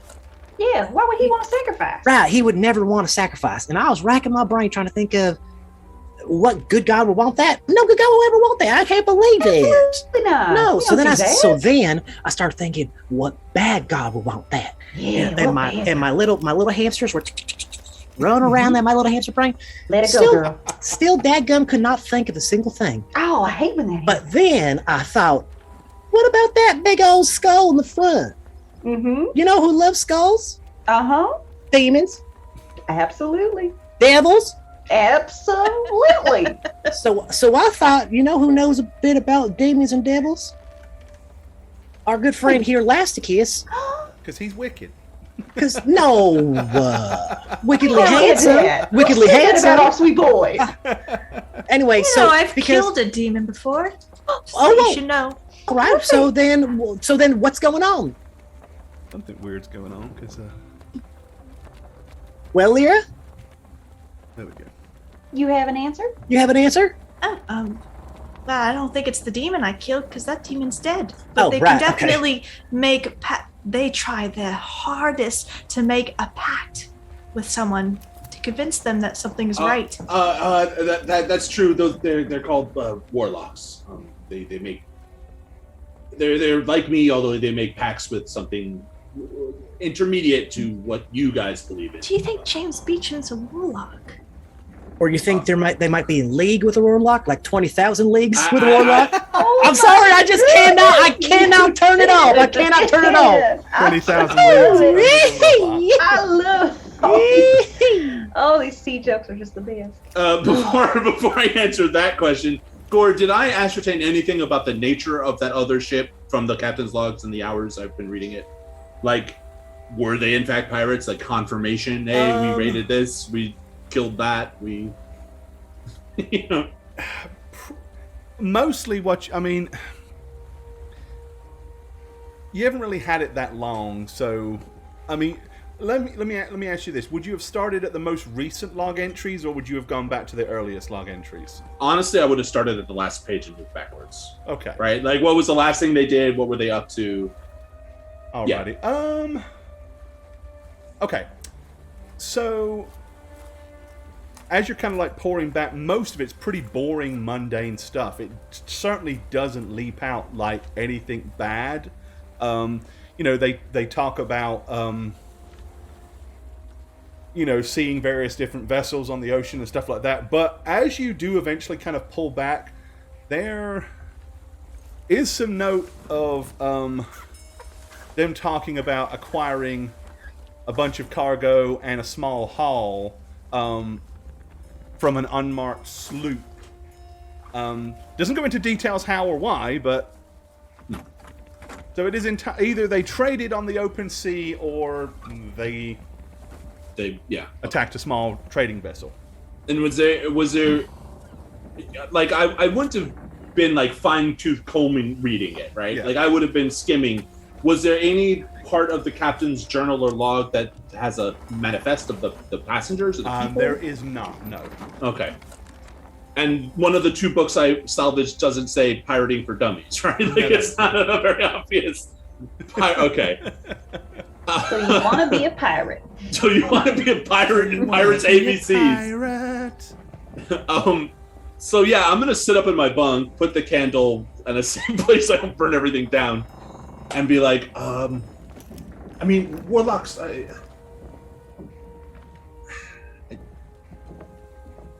Procan, you say? I mean, I don't know anything about Procan. That's not my wheelhouse. Right, that's what I'm saying. It's not him. But they think it is. They are under the impression that it is, and it is definitely. I can tell you with certainty, it is definitely not. Yeah, Procan is ocean, sea life, salt, sea weather, navigation. Okay. Nothing sinister in there. No. Well. I mean, I did hear Beecham.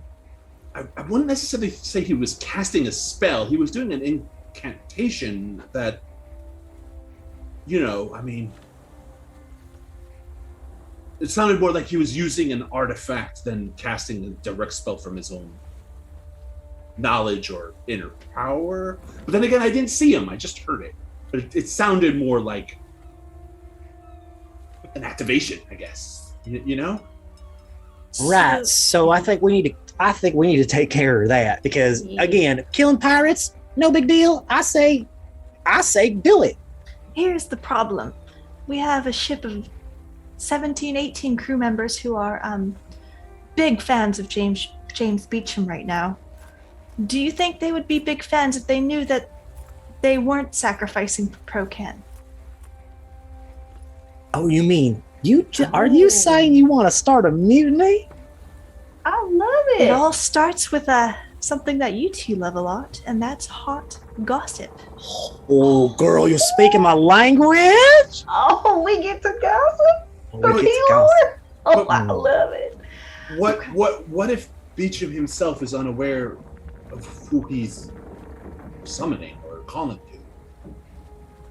I mean, what if everyone here on this boat is in the dark about the true nature of whatever you suspect is wrong? Would that be right then to like? Is that even possible? How'd he start doing it to begin with then? Someone just was like, here, take my ghost ship, have fun, destroy all the pirates. Don't worry, it's not evil. This was a ghost ship? No, I'm just taking a skull lightning ship. Take my magic spooky ship and go on out and fight all the pirates. Don't worry, just blow this horn. It'll be fine. And every once in a while, you gotta throw a body back. Maybe one of us can just have a chat with him and CERN. But if we're going to stage a mutiny or anything, we have to get the crew on our side, or at least angry or unsure about James Beecham. That's all I'm saying. Okay, I like it. I agree. So, maybe,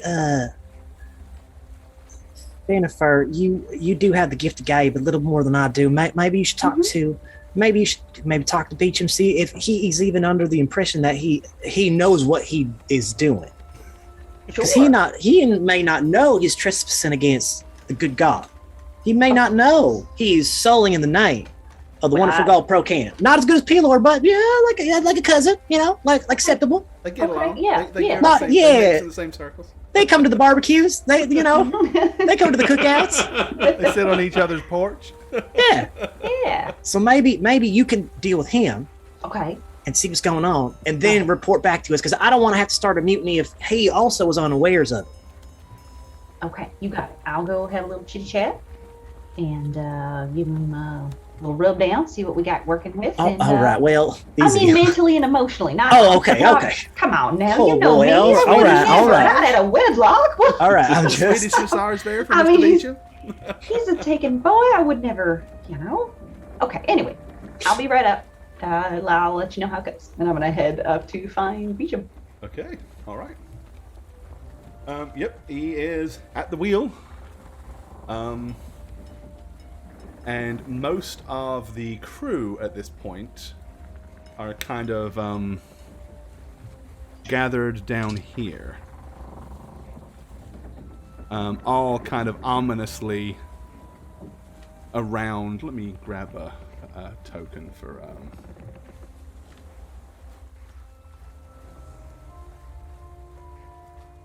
somebody.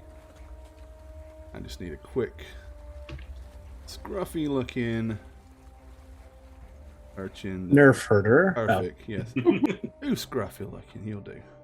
You'll do. Oh. Okay.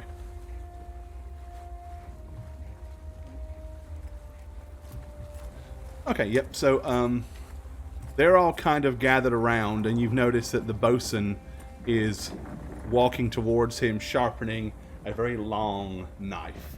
Shh, shh, shh, shh, shh. All right, I'm going to walk up the stairs over here and just kind of come to witness it, I guess, next to him. Be like, oh boy, that was quite a plunder. What do we got going on down here, Cap? Dare I say you probably want to avert your eyes, miss, on this occasion. Why would I want to do a thing like that? We just got a nasty old pirate down there. You guys gonna lock him up? Handcuff him? Feed him a bone once in a while? Juicy bone?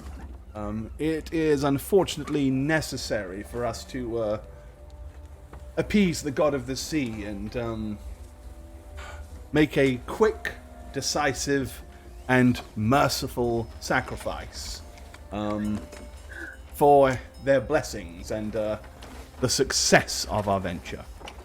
Oh, okay. All right. Well, I admire that. We definitely want blessings. Could you? I mean, I don't know if you know this, but I'm a lady of the cloth. Pelor, praise be. Could you tell me maybe who you're giving this lovely sacrifice to? This nasty sacrifice is just so juicy. He kind of looks at you and he pauses for a moment, and he says,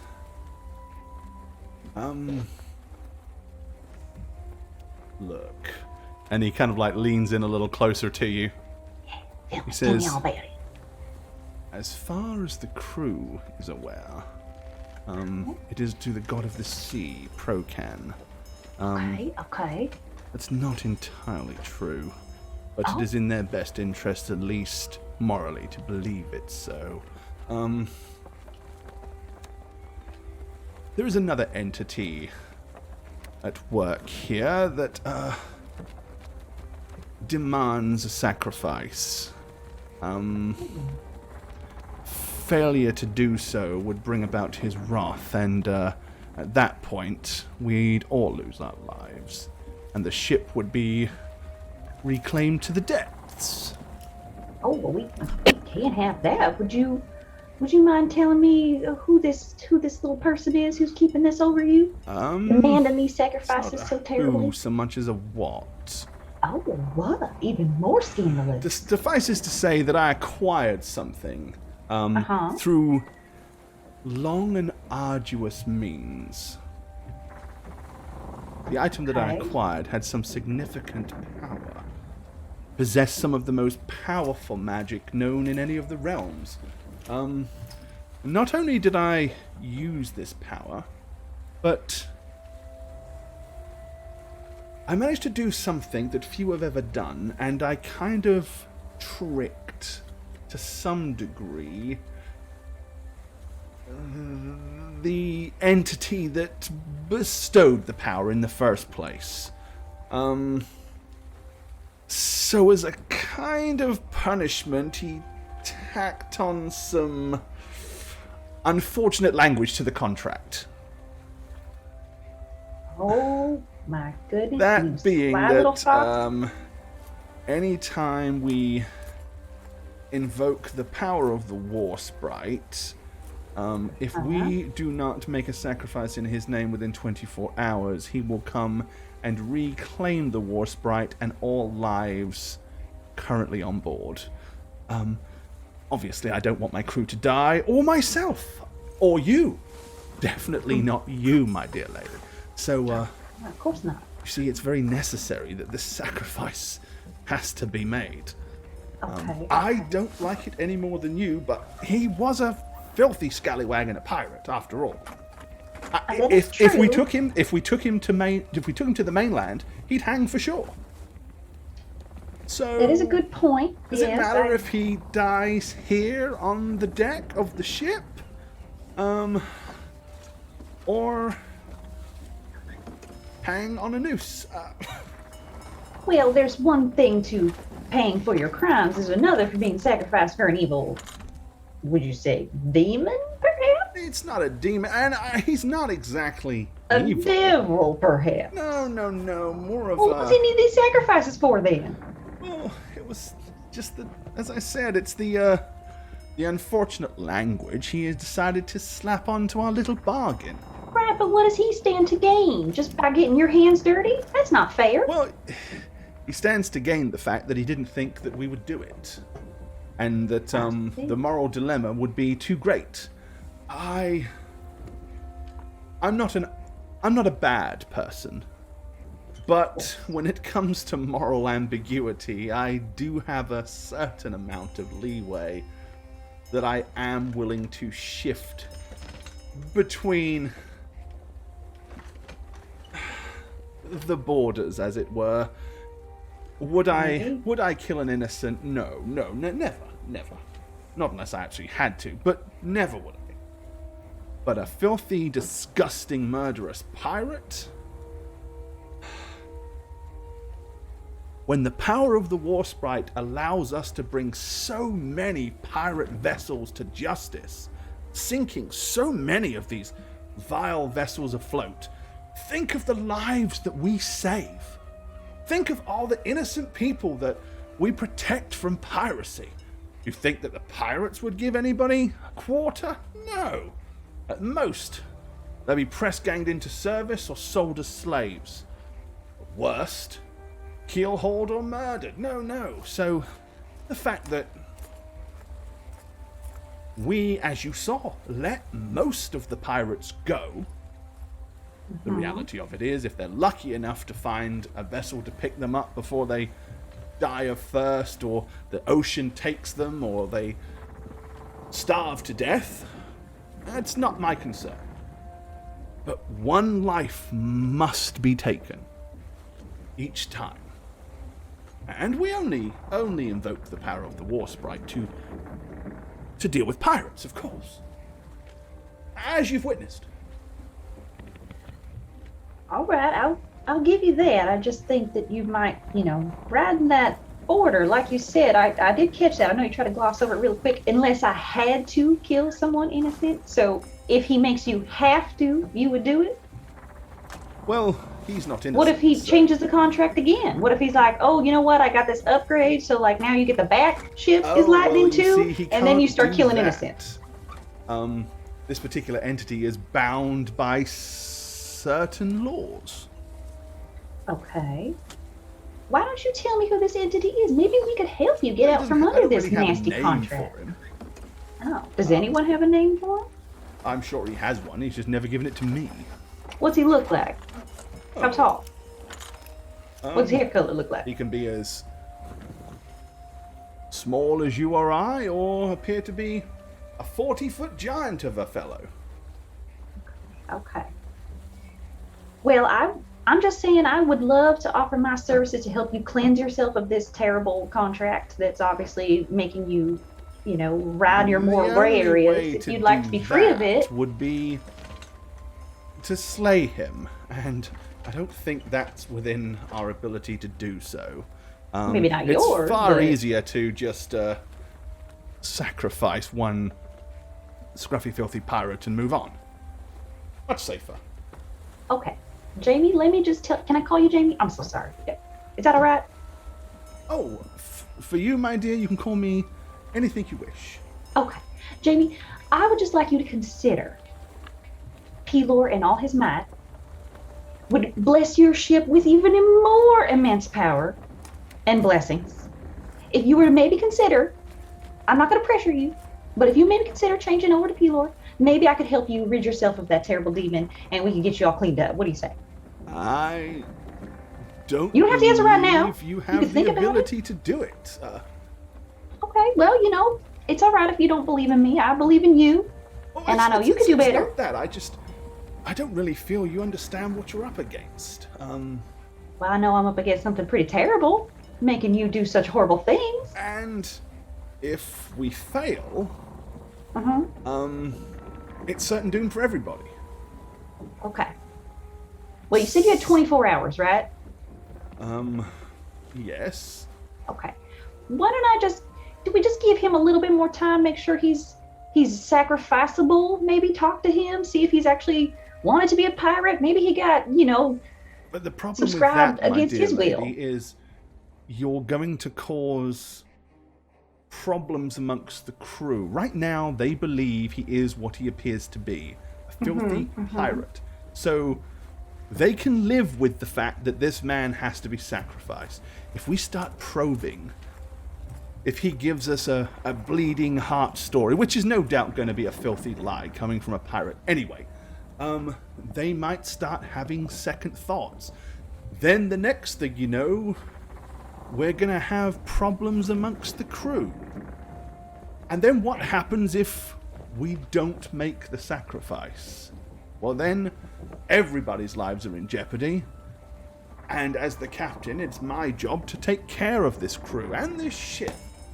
I understand that, Jamie. Okay. All right. Can I just... I will do I this. just really don't like we will stay his merciful execution for 1 hour. But you must promise me that you won't go near him and talk to him. You got it. I'm just going to go finish up dinner. I'm making those taters you like, the mashed ones. Extra creamy, just like you like them. I'm going to go whip those up. Okay. Any other requests? He says, and he kind of raises his hand. He goes, we're going to hold off for 1 full hour. If you'll refrain from any actions of throat slitting for the next hour, I'd very much appreciate it. And they kind of look at him and look a bit grumbled and... we'll divvy up the booty instead. How about that? We'll swap it around. We'll divide up the loot first. Yes, And loot that suddenly first, seems loot to make them first. much happier again. Excellent. Okay. I'm going to go get back to those taters. I'll see you later. Thank you so much. I appreciate you, Jamie. You're just the best. Thank you so much. Okay, bye. And I'm going to skitter back down to where everybody else is at.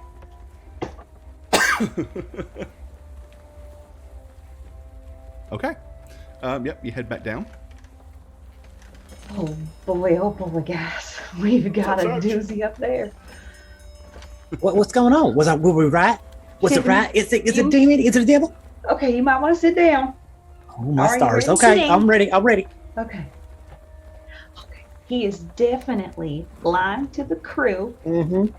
It is not for that beautiful sea god. Mm-mm. It is for some terrible, terrible demon, devil construct. He wouldn't really tell me.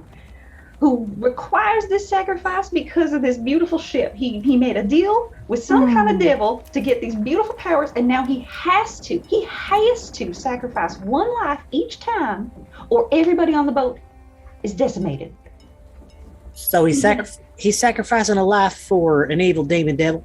Absolutely, he is. Ooh, And he can't he just stop using that power? Does he have to use it? No, that's not how it works. I start pulling my mace out and I start making my way towards the door.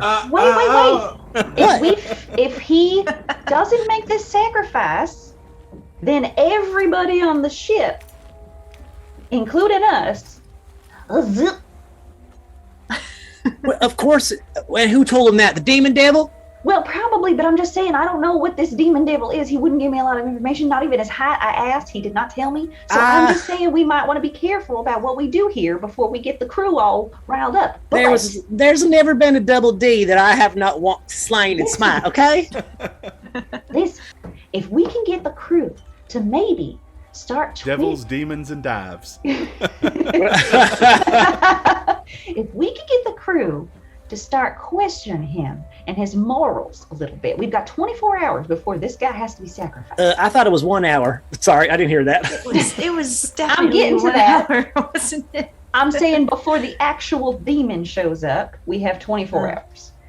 1 hour before he's going to tell him to go ahead and cut this guy. So if we can, somewhere in that window, start turning a few heads of like, maybe I don't need to do this. Maybe we could get off this ship, and then it can destroy whoever else wants to stay on it, as far as I'm concerned. We can go back and get that other ship. Or, sounds like we got a devil that we need to take care of. We cannot let that thing be running around, belittling and just hold on, belittling, and just let me get it out. I know. Besmirching the name of one of our cookout gods, okay? I cannot stand by, cannot allow it. Okay. Sounds like someone needs to have a little bit of talk. Sounds like someone has to come to Peeler moment, okay? I tried to tell him, I said, hey, we are more than happy to bring you in under Pelor's light, and he will shine down on this ship and give it all the blessings you ever need. You don't need to deal with that dazzy little devil anymore. But he said no. Well, sounds he like said straight up no. He didn't even think about it. I told him he could think about it. He said no. Well, it sounds like someone needs to make the decision for him then. You mean like this? I'm gonna slowly pull up my mace. Like this. Oh, like this. We're gonna make a What mashed do you all potato out of think would him. happen if he were to die, seeing as he has the pact with this devil or demon? What do you think would happen to the ship? I don't know.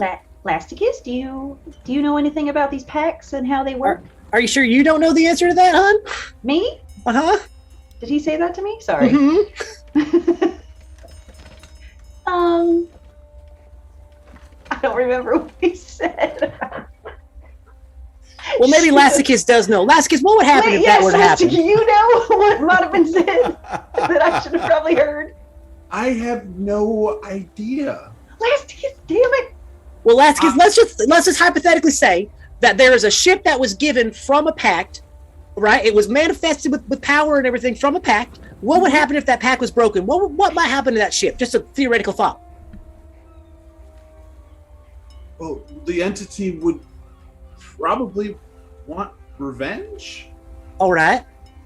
and would probably lay waste to everything in the vicinity of the pact breaker. So you're saying that he'd want to give these backsies of the ship? I have dedicated my life to learning about mystical and magical arts. I've never taken a shortcut and asked for help. I've never done the pact deal. I did say That's that not my he would destroy forte. everything if we don't. We Go don't along even, with it. but we don't know what this thing is. Shouldn't we try to find out what the thing is first? That's all I was saying. Just buy some risk- time. I mean, because if we find out that this thing is way above our ability to stop it, let the little pirate guy die. Right, can't we just ask him to not use this power to attack another ship? At least, well, But we're first on it. Agreed, but first let the pirate guy die. Yes, we still have him. That poor I'm innocent. not going to allow a sacrifice in the name of a dark demon. What are you not understanding about that? I can't let that happen. I agree. I'm telling him to stop. I got 1 hour Okay, we What have an hour. happened to do what? Let to me not sacrifice him. let me They're going through the loop instead. let me check out the skull and the thing, and see if I could glean any information about what we're dealing with. Okay. I All will right. also say we are under strict orders not to speak to this pirate that we have I would under our not- custody. I would Says not- who? A demon worshiper? I'm just saying that they might slit his throat faster, and I don't want to really see that I like to see him try with me in the way. nasty little pirate blood. You two talk about your morality. Lyra, can you come with me for a second? Yes, definitely. Tiffany, please don't be mad at me. I tried my best. No. You're doing great. I agree with you. Lyra, Coming. It'll be nice to get a word in. What? and Sorry with that that, we I'm going to Chew up close the it. scenes. All right. I'm going to close We're it. playing hella good. I'm going to take Lyra out of the room and close the door behind us. Okay. And I'm going to go closer and be like, maybe break into the captain's quarters and find anything on there that we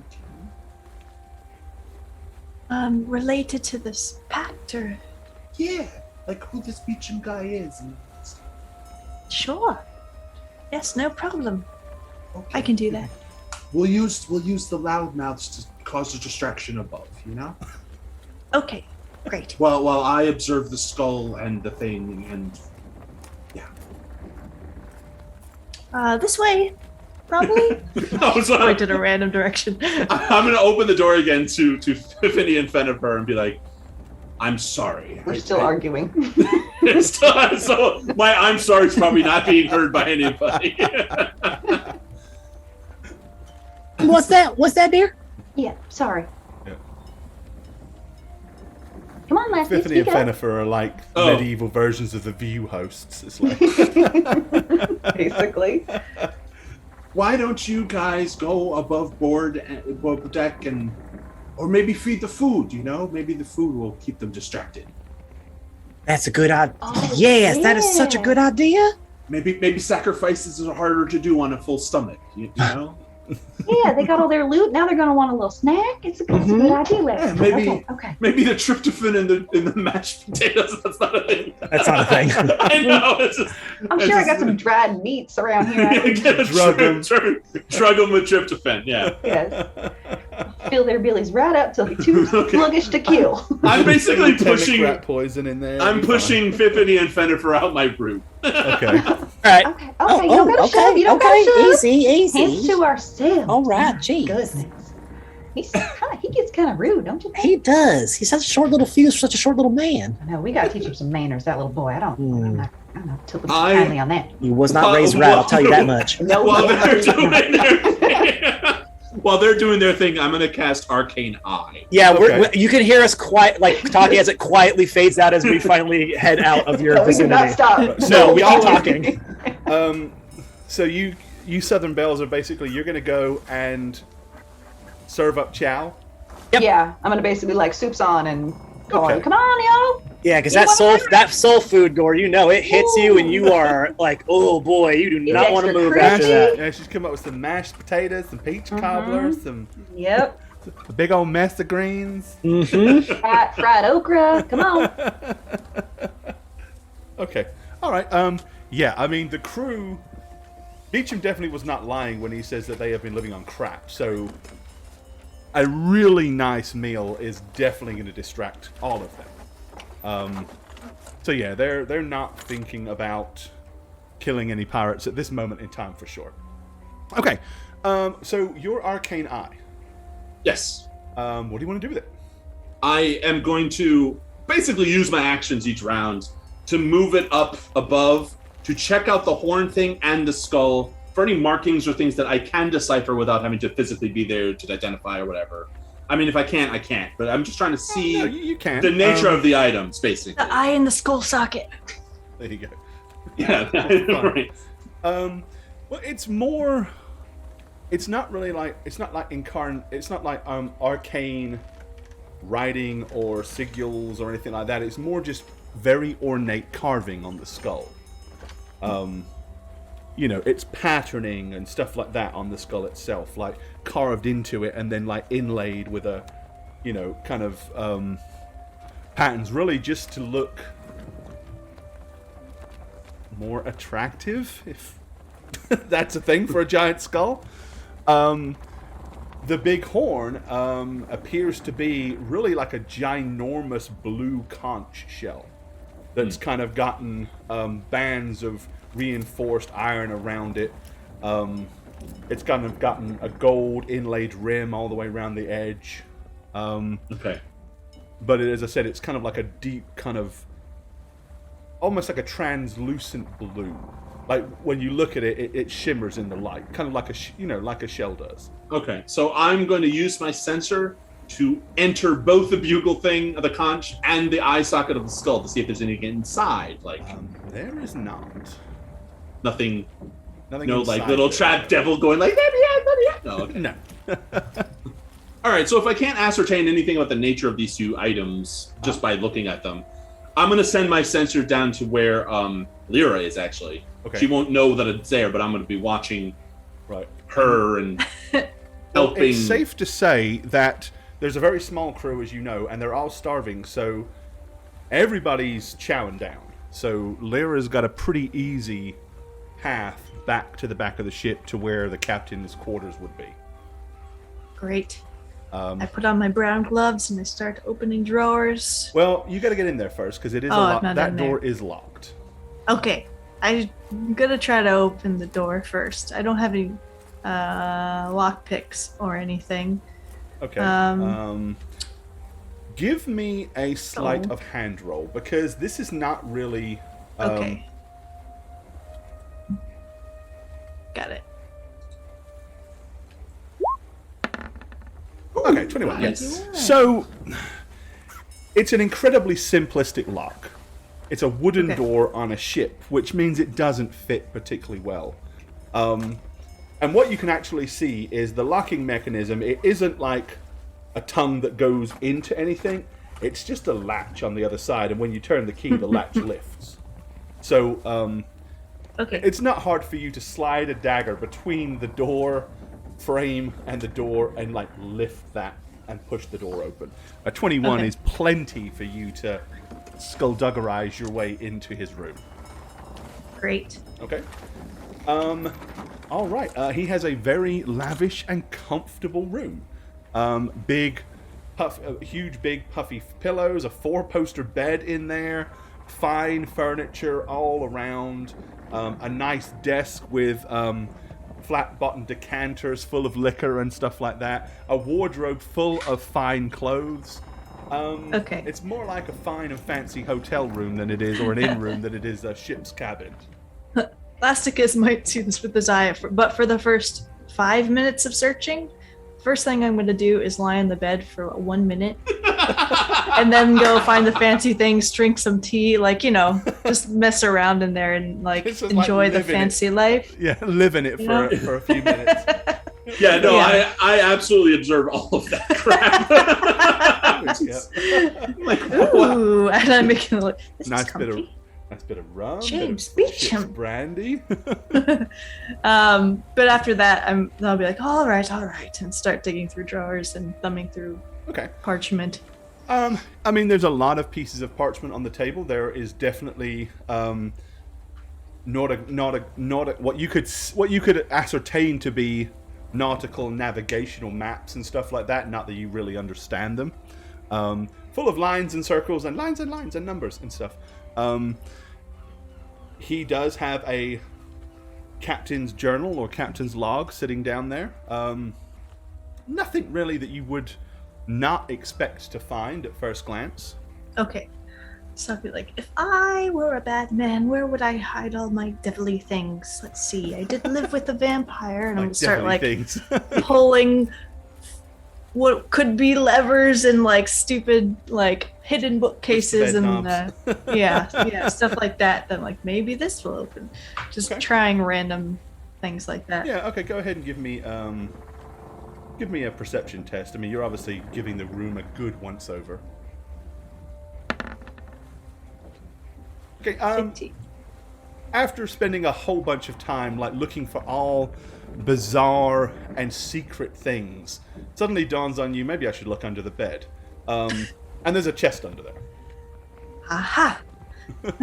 We'll slide the chest Typical down. Lyra is like, let's do it the hard way first. James Beecham, what do you got in here? Now, this chest does have a pretty sturdy and complicated padlock on it.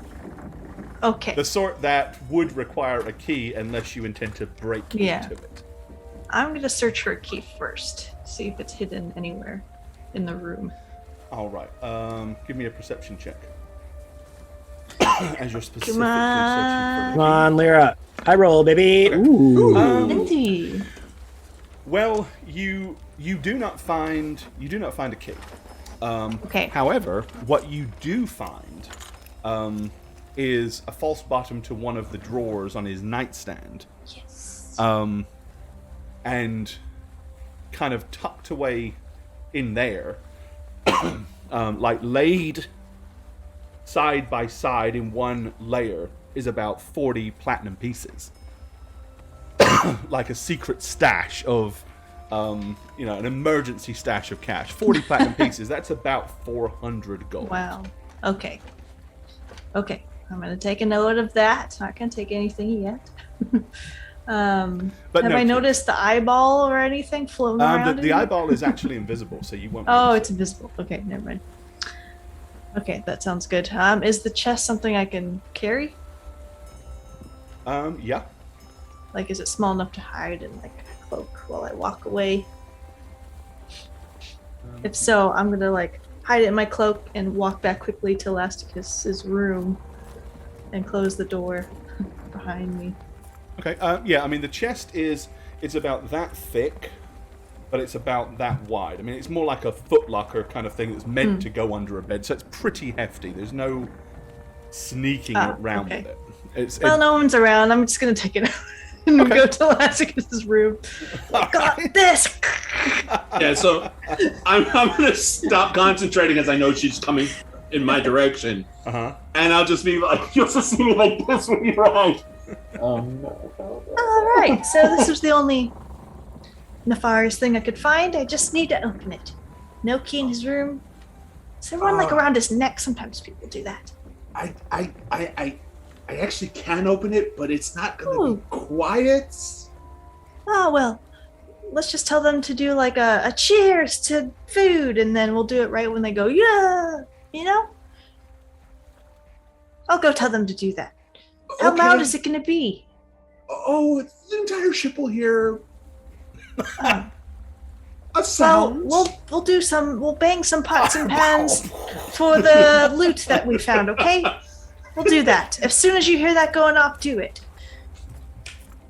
Okay. Easy. I'm gonna like happily go upstairs and go find Tiffany and Jennifer. All right. Well, yeah, they're all up there serving out food, and everybody is stuffing their faces gleefully with big, healthy plates of food.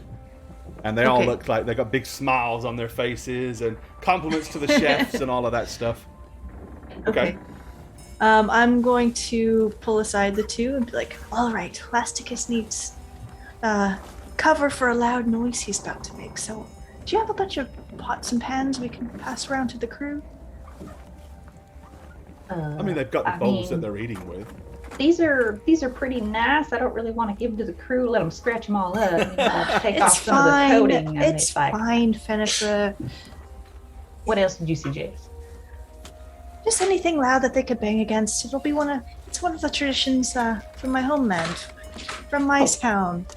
Hey, you wanna start them on a chant or a little prayer, maybe? Oh, we're just gonna do 3 cheers and a hip hip hooray, and we're all gonna bang the pots and pans together. Okay. It's a new year. We did it. We looted.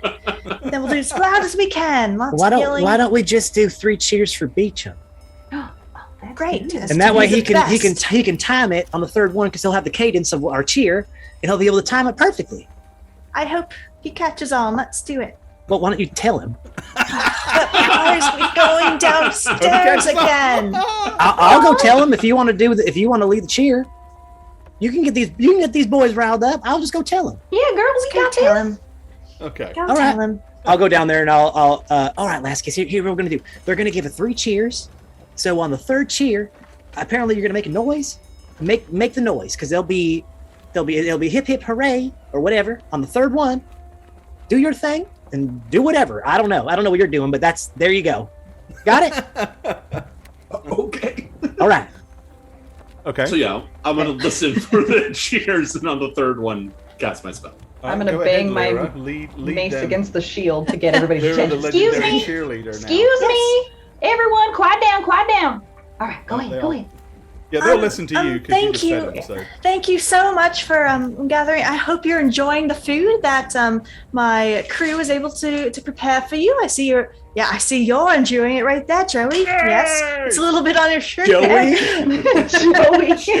Well, anyway, I would like to Joey the something pirate. from my small hometown in Arconis. We'd like to do once in a while. You know, my mother owned a bar there, and once in a while, when we really wanted to give our thanks and cheer, we would sit around and bang on the pots and pans and the plates that we had and give a toast.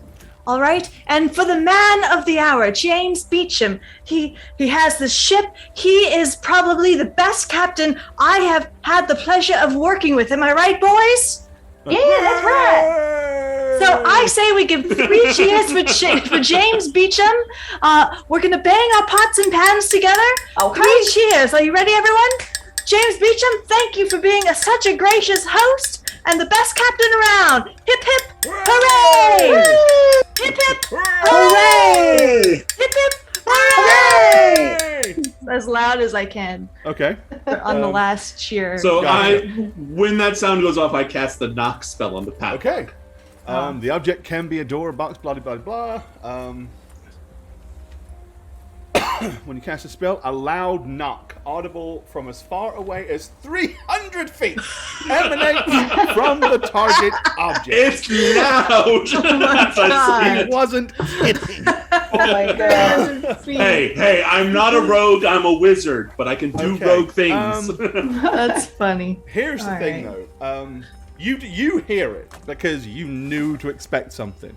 Like, y'all hear a hip hip, hooray, hip hip, hooray, hip hip, hooray, boom.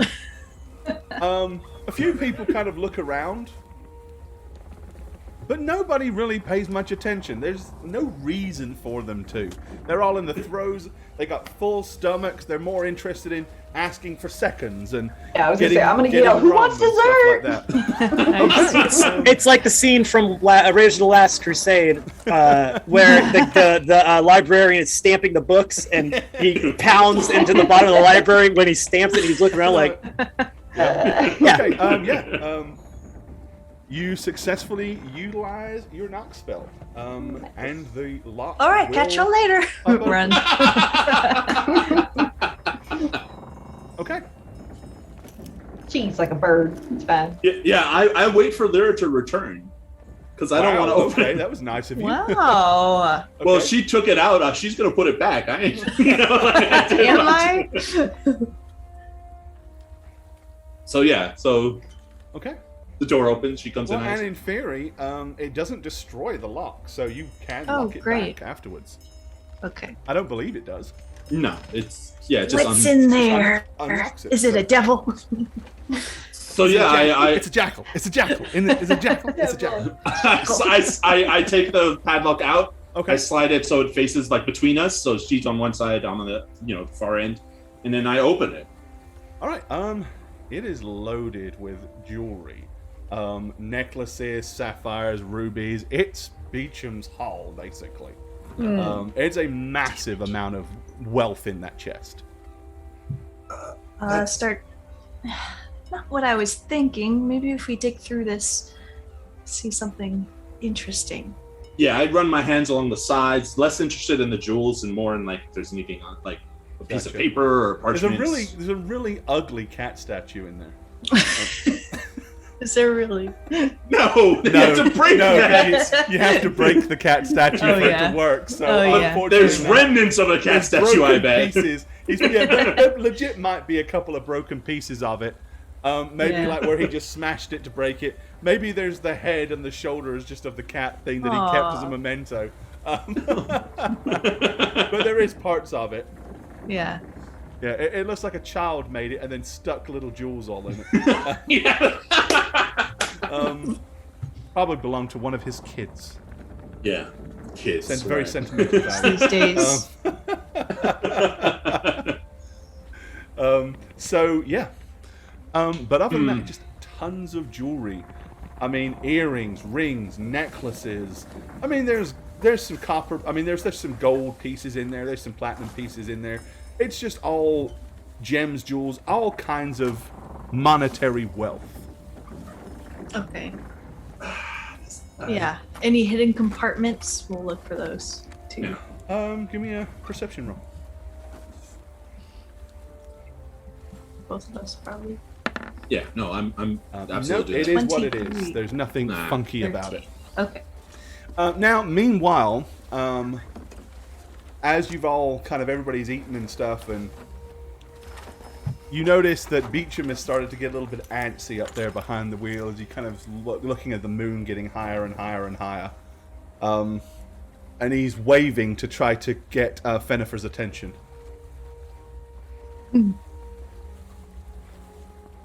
That you want it? Yeah, he's just kind of like, Okay. I'll head over to him, I guess. okay. I'm gonna hand a spoon to the guy next to me, Joey, I guess. Joey, you make sure everybody gets a fair Joey. a fair portion. Don't be giving extras. You are Okay, now I'm gonna watch you. custodian of the spoon. Yes, I'm gonna head over. It is a great Tell him to responsibility. clean his goddamn shirt. How you doing? Joey. How you doing? I went Joey for tone for some reason. Okay. I don't know why my brain did that. That's what I Beecham pictured. says, we still have a little bit of time, but we don't want to push our luck too far. Okay. So I'm afraid we're going to have to go ahead and take care of this very unpleasant business here before too Well, long. you don't gotta remind them. If they're all good, just let their belly settle. You know what Mama always said: never kill unless it's been 30 minutes after a meal. You get a terrible cramp. You don't want to do it. It's no good. And I wouldn't want to cast any aspersions on your poor mother. So we will give it another 30 minutes. But I really must say that's just, we can't go much beyond that. Thank you. I appreciate you. You know what? You're gonna thank me for that because the cramp you would get if you tried to slit a throat after all that food. Oh my goodness, I don't even want to know. Yes, thank you so much. I'm actually gonna go grab a little bit of dessert downstairs real quick. I'll be back. Okay, just let him enjoy. Okay. Fine. Yes. Okay. Thanks, Jamie. You're a peach. Bye. And I'm gonna run upstairs. Yeah, I would Okay. have made my way downstairs as well. All right. So yep, you head down. You just see me in the hallway dragging a giant chest.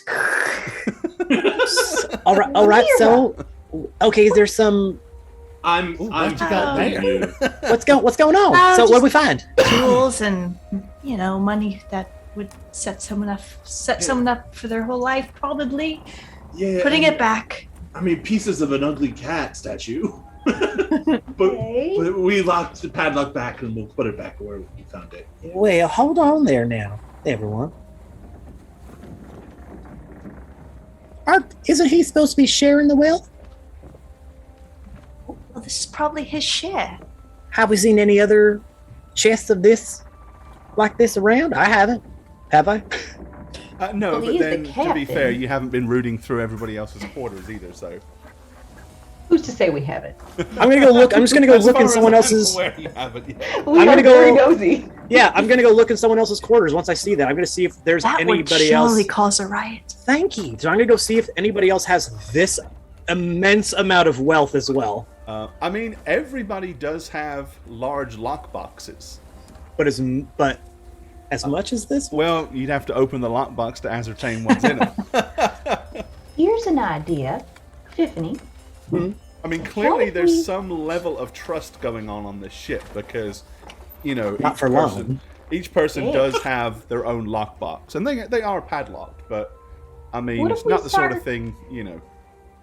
What if we start putting little bits of his gems in all of their gems? Oh, that's so. And then he thinks his crew is stealing from him. I know it's so devious. I know. I'm sorry. I got chills when I said it. I can't Wouldn't believe he it. just kill them? What's the end game for that one? Well, or what if we do it to a bunch of them? Are all the mates gonna just let him kill all of them? Yeah, that's what I'm saying. It's going to be a mutiny because they're not going to go for it. They're saying, well, I didn't steal anything. I'm innocent. And then he's going to be like, no, you are. I'm going to kill all you. And they're like, well, no, you can't kill all us. And Wouldn't then they here you go. figured out that it was us since they all trust each other so much? No, but then we'll incite doubt. And then No. maybe they'll just throw them overboard. And Four we'll be strangers fine. showed up here a few hours ago, and then this started happening. Never would it have been the strangers. Couldn't Or, possibly come be. on. I'm sorry. What are we trying to do now? Well, other than just getting a bunch of gems, which is what we sent you to go do, we're No, trying to defeat this demon. Learn anything about it. Did you? Yeah, but I found a bunch of gems, so we're gonna put them back where we found them because it has nothing to do with what we're doing. Well, we thought maybe they would be a useful tool. Dismantle him. But why do we want to dismantle him? I'm sorry, I'm confused about that. Because he made a deal with the devil. That's We the are kid. not letting this happen. I'm telling you, I pull my mace out again. I'm gonna do it. So listen, I bought us Oh my 30 God. more minutes because of cramps. So we got a little bit more time. You can't. Oh, did you use it? You can't kill someone until after eating 30 minutes? You gotta wait 30 minutes after you eat to kill someone. It's one of my favorites. Especially a sacrifice. I should have said 45 with a Mm. sacrifice as part of that. That, because you got to use a lot more oomph to get in there. Anyway, we got 30 more minutes.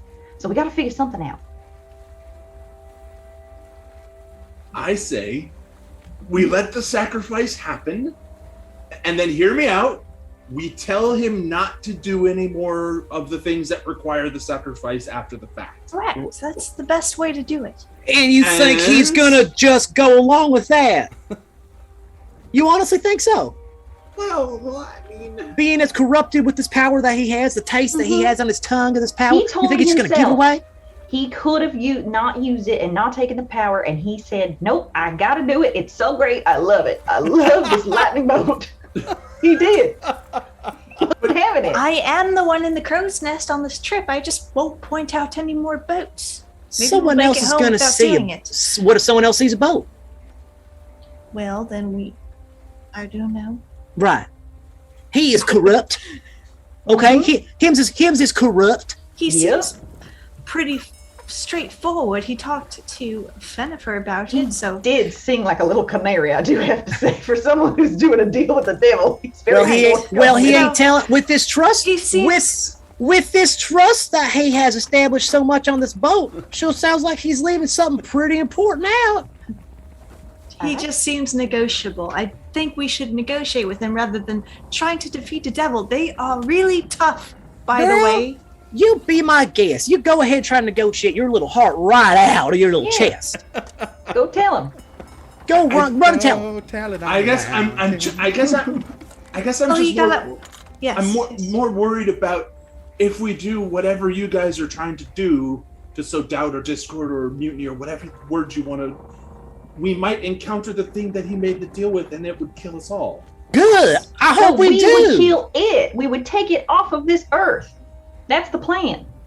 But I'd rather do that on lands. Right, we're in its environment. We can't, trust me, I've killed many things, and, We have the reason people I've done it behind is us. because I've had the advantage. Right. I'm not letting him die in the name of an evil demon devil. It's not happening. So y'all can do what you want to do. I'm just saying that is what is going to happen. All right? I can only The thing guide is, so much Lorians that are down. so stuck on one thought. Not Hard letting to evil negotiate. No. not letting Holiest evil take time. place. Are you kidding me?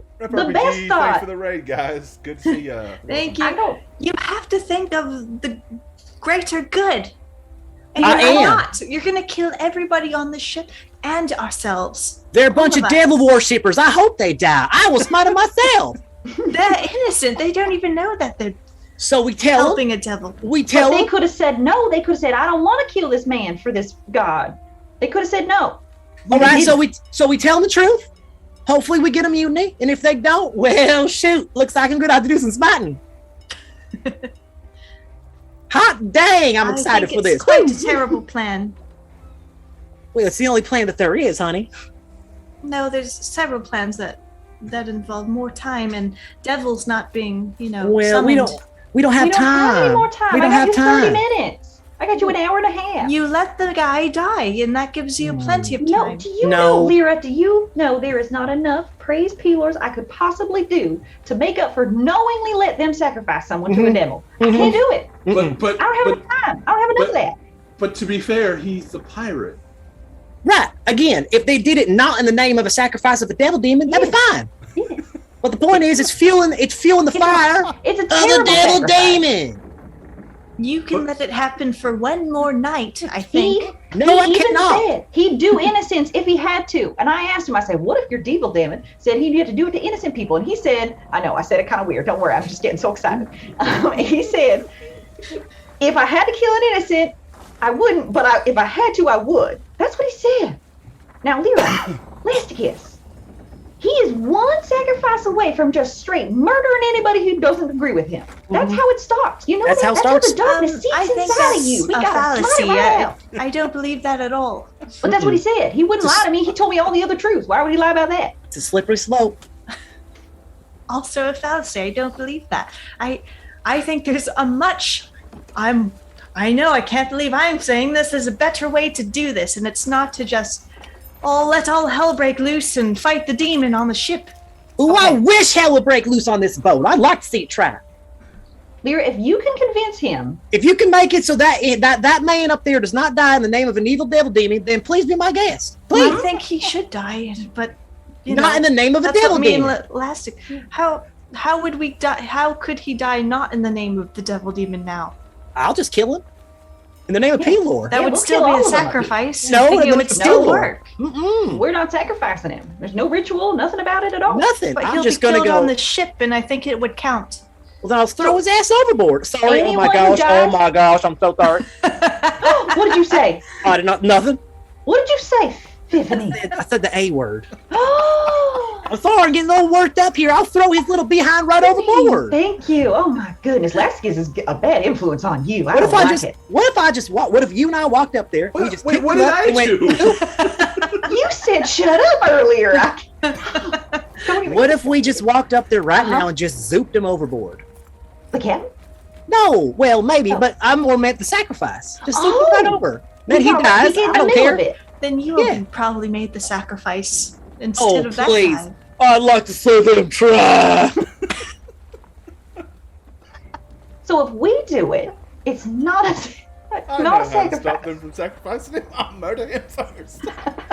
That's right. In the name of, hey, in the name of Pelor, Yes, we're cleansing the world of another pirate. I like that's this, Tiffany. that's that cleric. I love That's that Do cleric you mind mindset. if I talk to James Beecham the real quick? Pelor Sure. loophole. I love Go it. ahead. Just by myself. That's it. Go Is that ahead. Okay. Absolutely. Okay, you've got about 15 minutes. Lyra, Yes. please, Yes. can I come with you? Yes, Elasticus. Okay. Elasticus, just me and You wanna Elasticus will talk to James. Oh, You you're two killing stay me. here, please. Get me away from these crazy bitches. What? Got to play up that holy Yeah. fanatical I'm gonna be like, mindset, you know. Elasticus, I think I have an idea, but it depends on the answer, really. Now that we're out of earshot from those two. I just want to hear myself think. That's all. I know, me Yeah. too. I get it. He doesn't get. Yeah, he won't get sacrificed in the name of Protan. He'll get drowned in the name of sun, light, You are- strength, and healing. It's a very So different much. thing. Yes. It'll be fine. We said we could kill this man, no Oh problem. my god. And just so that Okay. you know, just for the players, we are not trying to be difficult. Yeah. We are trying to be that fanatical, This is like our- They are fanatics. this is what Yeah, we need they're to do fanatics. in the name of Pelor. So They that's are- happening. Gonna bang Okay. on Victorian that. evangelicals, really. Yes, I mean, they're yes. over the top. Yes. Okay. Yeah. So Lyra, no, you absolutely. and Lasticus are going to get away and go try to talk to Captain Beecham. Okay. Yes. Yes. Please, let's do that. Captain Beecham, may we speak with you in private, please, real quick? Well, of course. I mean, with all the commotion going on down there, we can speak right here. They're not going to hear us. All right. Now, I'm going to be honest. Fenifit did tell us about your conversation and what's really happening. And, yes, I don't agree with it, etc., etc. But I think the fact is you've already set off this pact. And I think if you don't kill someone tonight, the devil or whatever will come reclaim the ship. Is that true? As I said to her, it's not exactly a devil or a demon, more of a being, as it were. A being. Okay. Yes. Have you ever met the being? Oh, I've met it. Is it a being you can even fight? I think it's well beyond our capabilities of fighting it. Me and my meager crew here, even with the War Sprite at our disposal. Oh, he made very sure when he gave us the War Sprite that it couldn't do anything to him. Okay, well, the thing is, the four of us, and two are quite passionate Pelorians, and they feel very, very, very strongly about this pirate not being sacrificed in the name of this dark entity. Oh, well, let me tell you, I spent months in the company of a rather, well, I would say devout, but dubiously borderline Cuthbertarian priest, you know. Now, let me so ask I do you something. understand how religions do tend to push people to a breaking point. Right. Is there some kind of exact ritual you have to do to make this murder count? Or No, if he just dies on the ship by anybody? We have to spill the blood of he has to die, and the blood must fall on the deck of the War Sprite. And when we do it, it has to be known that it is being done to pay for the power that we were gifted. As I told your friend, each time we use the power of the War Sprite, this is an unfortunate Do you have to contract say the addendum words? that got wrote in at the last minute. Do you have to say the words out loud to your crew, or can you whisper it, or what? Oh no, I don't think it matters what you say. It just has to be done. So, our friends here believe that maybe if they can kill the pirate, not in the name of the devil. No, that's not going to work. And again, it's not a devil. I Right, wouldn't the deal with being- vile creatures such as devils and demons. What if we draw some of his blood first, have it like in a vial or something, and then when our Pelorian friends throw him overboard, we drop the vial on your boat? Well, because it's not. He won't have been killed for the. It's a very slippery slope trying to trick this entity. This is how I got myself in this circumstance in the first place. How exactly did you trick it? Well, as I mentioned, I spent a good bit of time in the company of a Cuthbertarian diplomat. There was him and a sorceress and this other little violent fellow, or woman, that seemed to punch everything that moved. Anyway, there was huge unrest on the northern peninsula of Arconus. The Vakiri, which is a northern tribal people, had kind of declared war on some Highlanders, and whoop whoop, appreciate it, guys. Thank you so much. Thanks for the raids, Rep RPG. And Thank Fateful you. Encounters. Appreciate it. Another raid. Thank you, Thanks, guys. guys. Love the show. Fateful Encounters. Love you guys.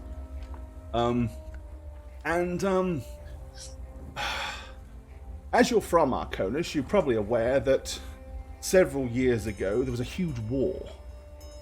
Now, in this war, the good King Marcus defeated some extraworldly, planetary, dimensional creature. I don't know. Details.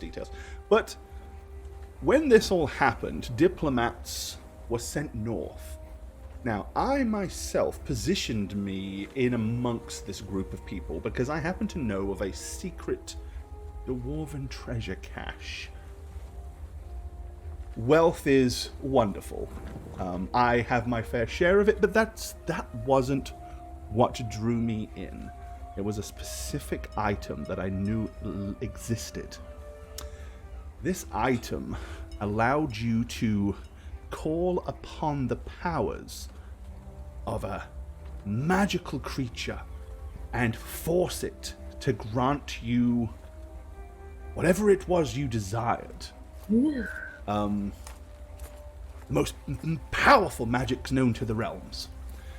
Well, when I acquired this item, there were but 2 charges left.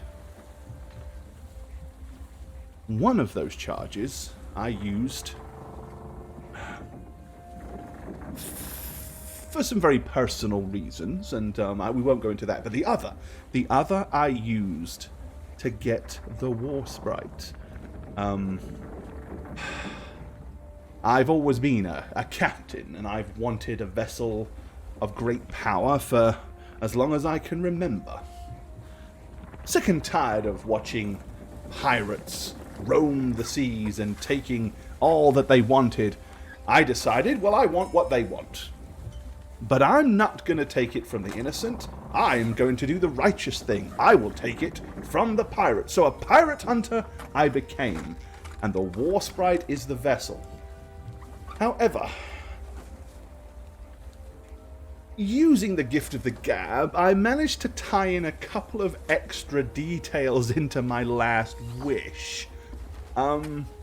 Needless to say, he was very upset and very angry. So finally, he said, okay, I've got to give you what you've asked for, but every time you invoke the power of the war sprites, you must make a sacrifice. You must pay for this power each and every time. If you do not, I will come and destroy you and sink the war sprite to the bottom and kill all on board her. And I have no doubt that he means to honor that promise.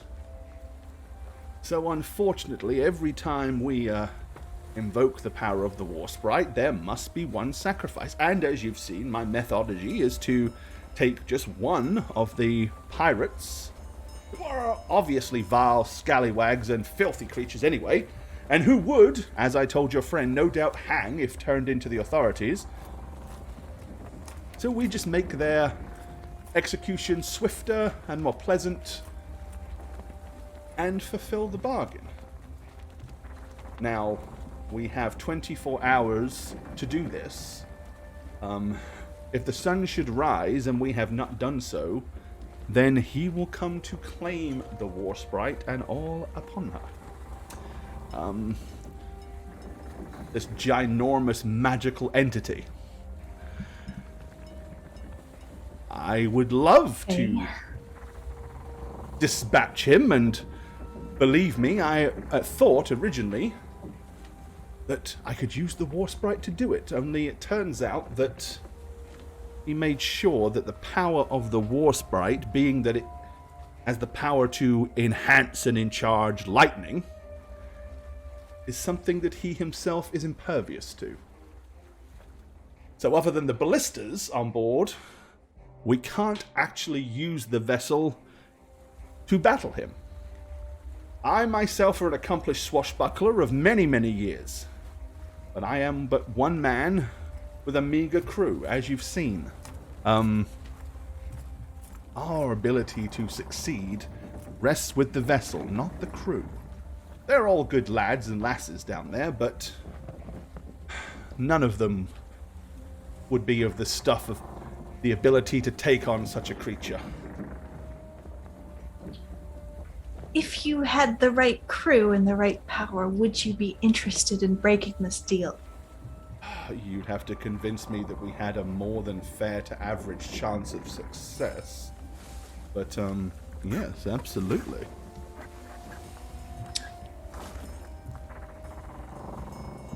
Interesting. Well, This, yes. This group you were with before you got the item, this the priest and sorceress, you said. Yes. They were diplomats sent by King Marcus Aurelian. Would they have been able to deal with the entity? Perhaps. I mean, they were some of the more capable. I've witnessed them do some incredible things. And this sacrifice, it can be anything. Or does it have to be a person? It has to be a person. I could sacrifice one of my own crew if I had to, but it seems far more logical to take care of a Pirate. Yes, Crispy. Yep. Yes, would make far more sense. So, Well, I think we have two options here with knowing our Pelurian friends, and that's this. Option one, the sacrifice is not made, and we battle and we face this being you speak of, and we defeat it, which, not to brag, but certainly is extremely capable of doing this. Of course, there could be some casualties amongst your crew that I would be fairly upset about. I'm sure that there'll be casualties, but I think even the crew would be willing to take on the risk if we believe we had the manpower to succeed. But Well, you know the war in Arconus that happened recently, the Great War? yes, Well, haven't you heard the name Lyra? The legendary ranger who defeated the dragons in that war? Defeated the warships? And everything that came with it? Please, please, please, please, please, please. Ooh. The name does recall. I think I overheard in a tavern once by some drunken bard that apparently said that she jumped on some dragons' heads and shot them with her bow and cut their heads off or something. It sounded quite preposterous, to be honest, but what of this woman? Well, I am at your service, and I think we can take on this being. Really? And Yep. you, so you said Yes. that you're a scholar. What good would you play in this Tell part? them what you really are. Well, I'm an archaeologist at most, a dungeon delver of sorts, and well, you could tell by my physique I'm no great warrior, but I had to learn to bypass various traps and things using You're a thief then, a rogue. Magical prowess, if you will. So you're a wizard. Yes. It's a very long-winded way of saying I'm a wizard, isn't it? Are you a wizard of any renown? Can you cast balls of fire? Yes, but I would prefer not to on a wooden boat. Oh, he won't It's be true. in the boat. What will is he float above the boat? What? I'm sure it'll be one or the other. It would hardly do him any only good to sink a hesitant because vessel that he was on board, I'm sure, so... Yes. I'm only hesitant because you're not telling me exactly what this being is. Well, I don't exactly know what it is. Did he come out of a magical lamp? No, he kind of appeared when I twiddled a ring. Was he translucent? Could you touch him? No, he was rather big and, blue and, foreboding. I think it's either that option or the other one is we quickly take care of the sacrifice and then you have to promise not to use this device until we're safely off this boat, or else the Pelorians will not let you kill that man. I mean, honestly, Lero, we could have just had them kill him right while we're talking. I know, exactly. That's the other option, is we do the kill quick and we'd be like, oh no, we missed it. And then, but the other end of that deal is Beecham, you'd have to promise not to use this power again so we don't have to sacrifice anyone until we're off this ship. Or else it's either that or else we have to fight. I mean, I would prefer if we could fight on land. Well, we're quite a way away from land. from And the only The way islands? the only way that individual is not going to die this very evening is if we allow him to live, in which case we're going to have to deal with this creature here. So you see the options. Now, those two were quite capable as well, both strong Pelorians. Myself, and well, I'm assuming one of them is a this guy. priest. And what is the other? A holy warrior of some kind? She's a paladin, yes. Would they be willing to do battle against this thing? I'm oh yes. sure they would. They yes. are down. We had to keep them from jumping out here, calling upon him, right now. Right as you guys say that, the door that you're behind is gonna burst open, and we're gonna like kind of push through it. Like, oh, At the top of the stairs here? yeah. We're gonna kind of stumble down as we kind of trip over. So it's like, are we about to spot some demons? Boy, howdy! It's time to get rowdy. And again, it's not a demon. There's no devils or demons. Oh, it It's a doesn't big matter. We're just demon. Come on, just Whatever it's called, it doesn't have matter. fun. I guess I'm just more. If this thing is not going to be on the boat fighting us, how would you two fight it? Right. And I'm going to be looking at Jennifer and Well, Phil. melee. you- So You're talking One to of you me? has a bow. You throw spells. I throw Well, you spells have a- too. axe, But- so but you can't hit Precisely. it. We have 5 large ballistas. Yeah, I got one of those ballistas over there. I watched how he did it. It's pretty easy. If we can defeat this being, do you get to keep your ship and use the power? If we destroy free? the being, as I would understand it, we don't lose any of the powers that we were granted. And I could use the sprite without having to make a sacrifice. In theory. Everybody wins. Look at that. Everybody wins. Been waiting for a challenge like this for a year. Unless What? we lose. Unless what? And then We ain't everybody gonna lose. dies. You do realize that that's definitely an option. Jamie, We come all on, we ain't die. gonna lose. Now you got to change that mindset, young man. You got to manifest Well, positivity. You got this. We got I this. don't know the ability that you possess. So if we go along with this, I'm really writing this proverbial bargain based on your word. Well, our word is as good as gold, as P. Lord rises down above and tells us. I would never lie. He knows he would never lie, right? He knows we would never lie. Never. Very well then. I suppose we're going to try to save a life. It's not a demon. It's not a demon. It's not a demon. It's not a demon. Okay. Rally up your troops. All right, we're right near the end here, but before we do that, so the decision has been made not to kill the pirate. Yes. All right, with that being said, then obviously come morning, they're going to man ballistas.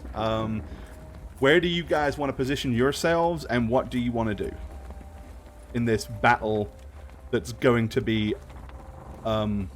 forthcoming? I'm going to be centrally located just because I'm probably going to be running around just utility boosting people, that kind of thing. Okay. So you're going to put yourself kind of in the middle. Yeah, somewhere where I can get to people quickly Lyra, and where's Lyra going to be?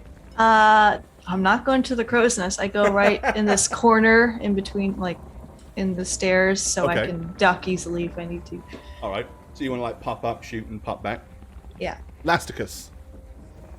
I'm going to be down here, kind of under cover of the 2 stairs and the overhead, under the horn. Okay. And last but not least, where does our paladin want to be? Do you want to man the 5th ballista, or do you not want to do that? Ooh. How far away would I be? Well, I mean, you could Away. choose which ballista you want to man. Yeah, if you give me one of these ones and put somebody else elsewhere, because I want to be close to my girl. Okay, so you want to be down here Yeah, I'll take near one the of these. center. Yeah. Okay. All right. Well, just because it'll be fun to do it this way, everybody waits apprehensively as you begin to see the sun, the first glimmer of light on the horizon, an orange glow as the sun begins to rise. Beecham himself has become very, very uneasy. He has pulled out a rapier and a long dagger, and is kind of like pacing the deck, like glancing and looking all around him, checking, looking into the horizon, looking into the sky as if he's expecting something to come from any direction. The sun begins to crest, and the first glow of sunlight can be seen. Almost on cue, suddenly the ocean goes dead calm. Like flat, like a pond. Not even a ripple. And then slowly, you notice bubbles begin to pop up all around the vessel. Huge bubbles. Bubbles that are probably 10 foot in size as they emerge and plop and break on top of the surface. Suddenly, with a huge rush and a loud whoosh of foam, something crashes up out of the water, sending a huge cascade of water crashing down across the deck. Everybody is kind of like grabbing hold of something not to be washed overboard.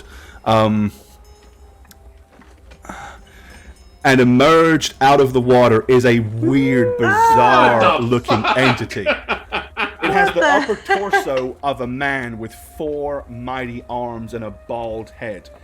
It also has huge, writhing tentacles.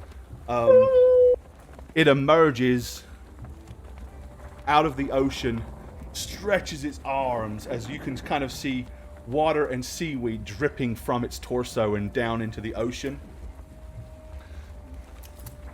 And then with one mighty arm raised, it points a finger at James Beecham and says, You know the rules, Captain Beecham.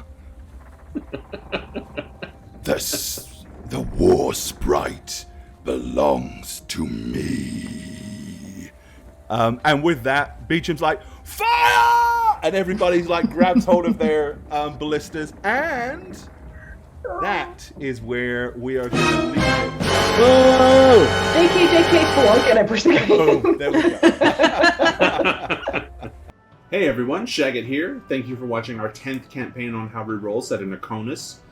That means I've done 10 of these outros, and while I usually try to be creative or unique or funny, I figured with the 10th one I should just shoot straight, especially considering this campaign is gearing up to be the funniest we've done.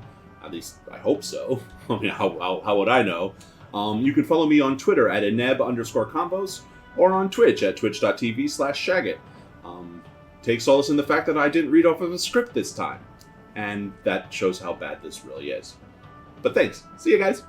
Hi, I'm Jade, and I play Lyra Hello, Grant. it's me, Lyra, the legendary ranger, at your service. You know me already, but what you didn't know is I've been playing Jane on How Reroll for the past 8 years now.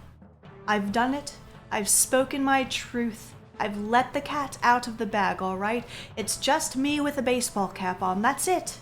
So if you'd like to follow my character Jane on Twitter, you may do so at Jane on Twitch with a 0, not an O. And you're probably wondering, Lyra, what's that beautiful crown that adorns your head? Well, when people start calling you queen, you must look the part. So dragons need slaying, people need saving, yada yada yada. I have to go, so busy. Alright, toodaloo, goodbye. Oh, and peace, suckers. Our next and final contestant here at the Outro Olympics, Matt Patullo from How Reroll. He is bursting with potential, teeming with talent, but just can't get his technical game tightened up enough to bring home the gold. He's been working hard in the off-season. Let's see if he can put something together here magical, bring home the gold. Streamer ready. Hi, The Snuggler, Instagram, @RealTourMatt_, Twitter, MattySweetTweet. Thank you for watching. Yes, he has done it. Ladies and gentlemen, he has done it. What a great day for How Reroll. What a great day for humankind. What do you know? All 20s. Oh, sorry. I didn't see you there. It is I, Christy. You may know me from such campaign as the last one. Anyway, now that I'm a seasoned D&D player and streamer, I'm sure you're going to be wanting more of my excellent content.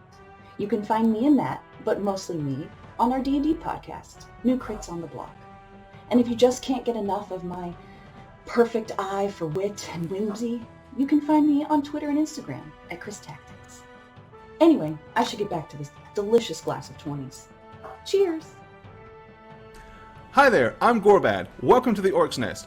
I'm the Dungeon Master here on How We Roll, and if you'd like to follow me personally, you can do so on Twitter at Gorbad. Check out thedmblog.com for all things Dungeon Master and Dungeons & Dragons related. And of course, you can follow me on twitch.tv/Gorbad. Also, guys, don't forget to keep up with all things How We Roll. Follow us on Twitter at How We Roll. Check out the website www.howweroll.com, and make sure you follow us on YouTube as well. Cheers, guys.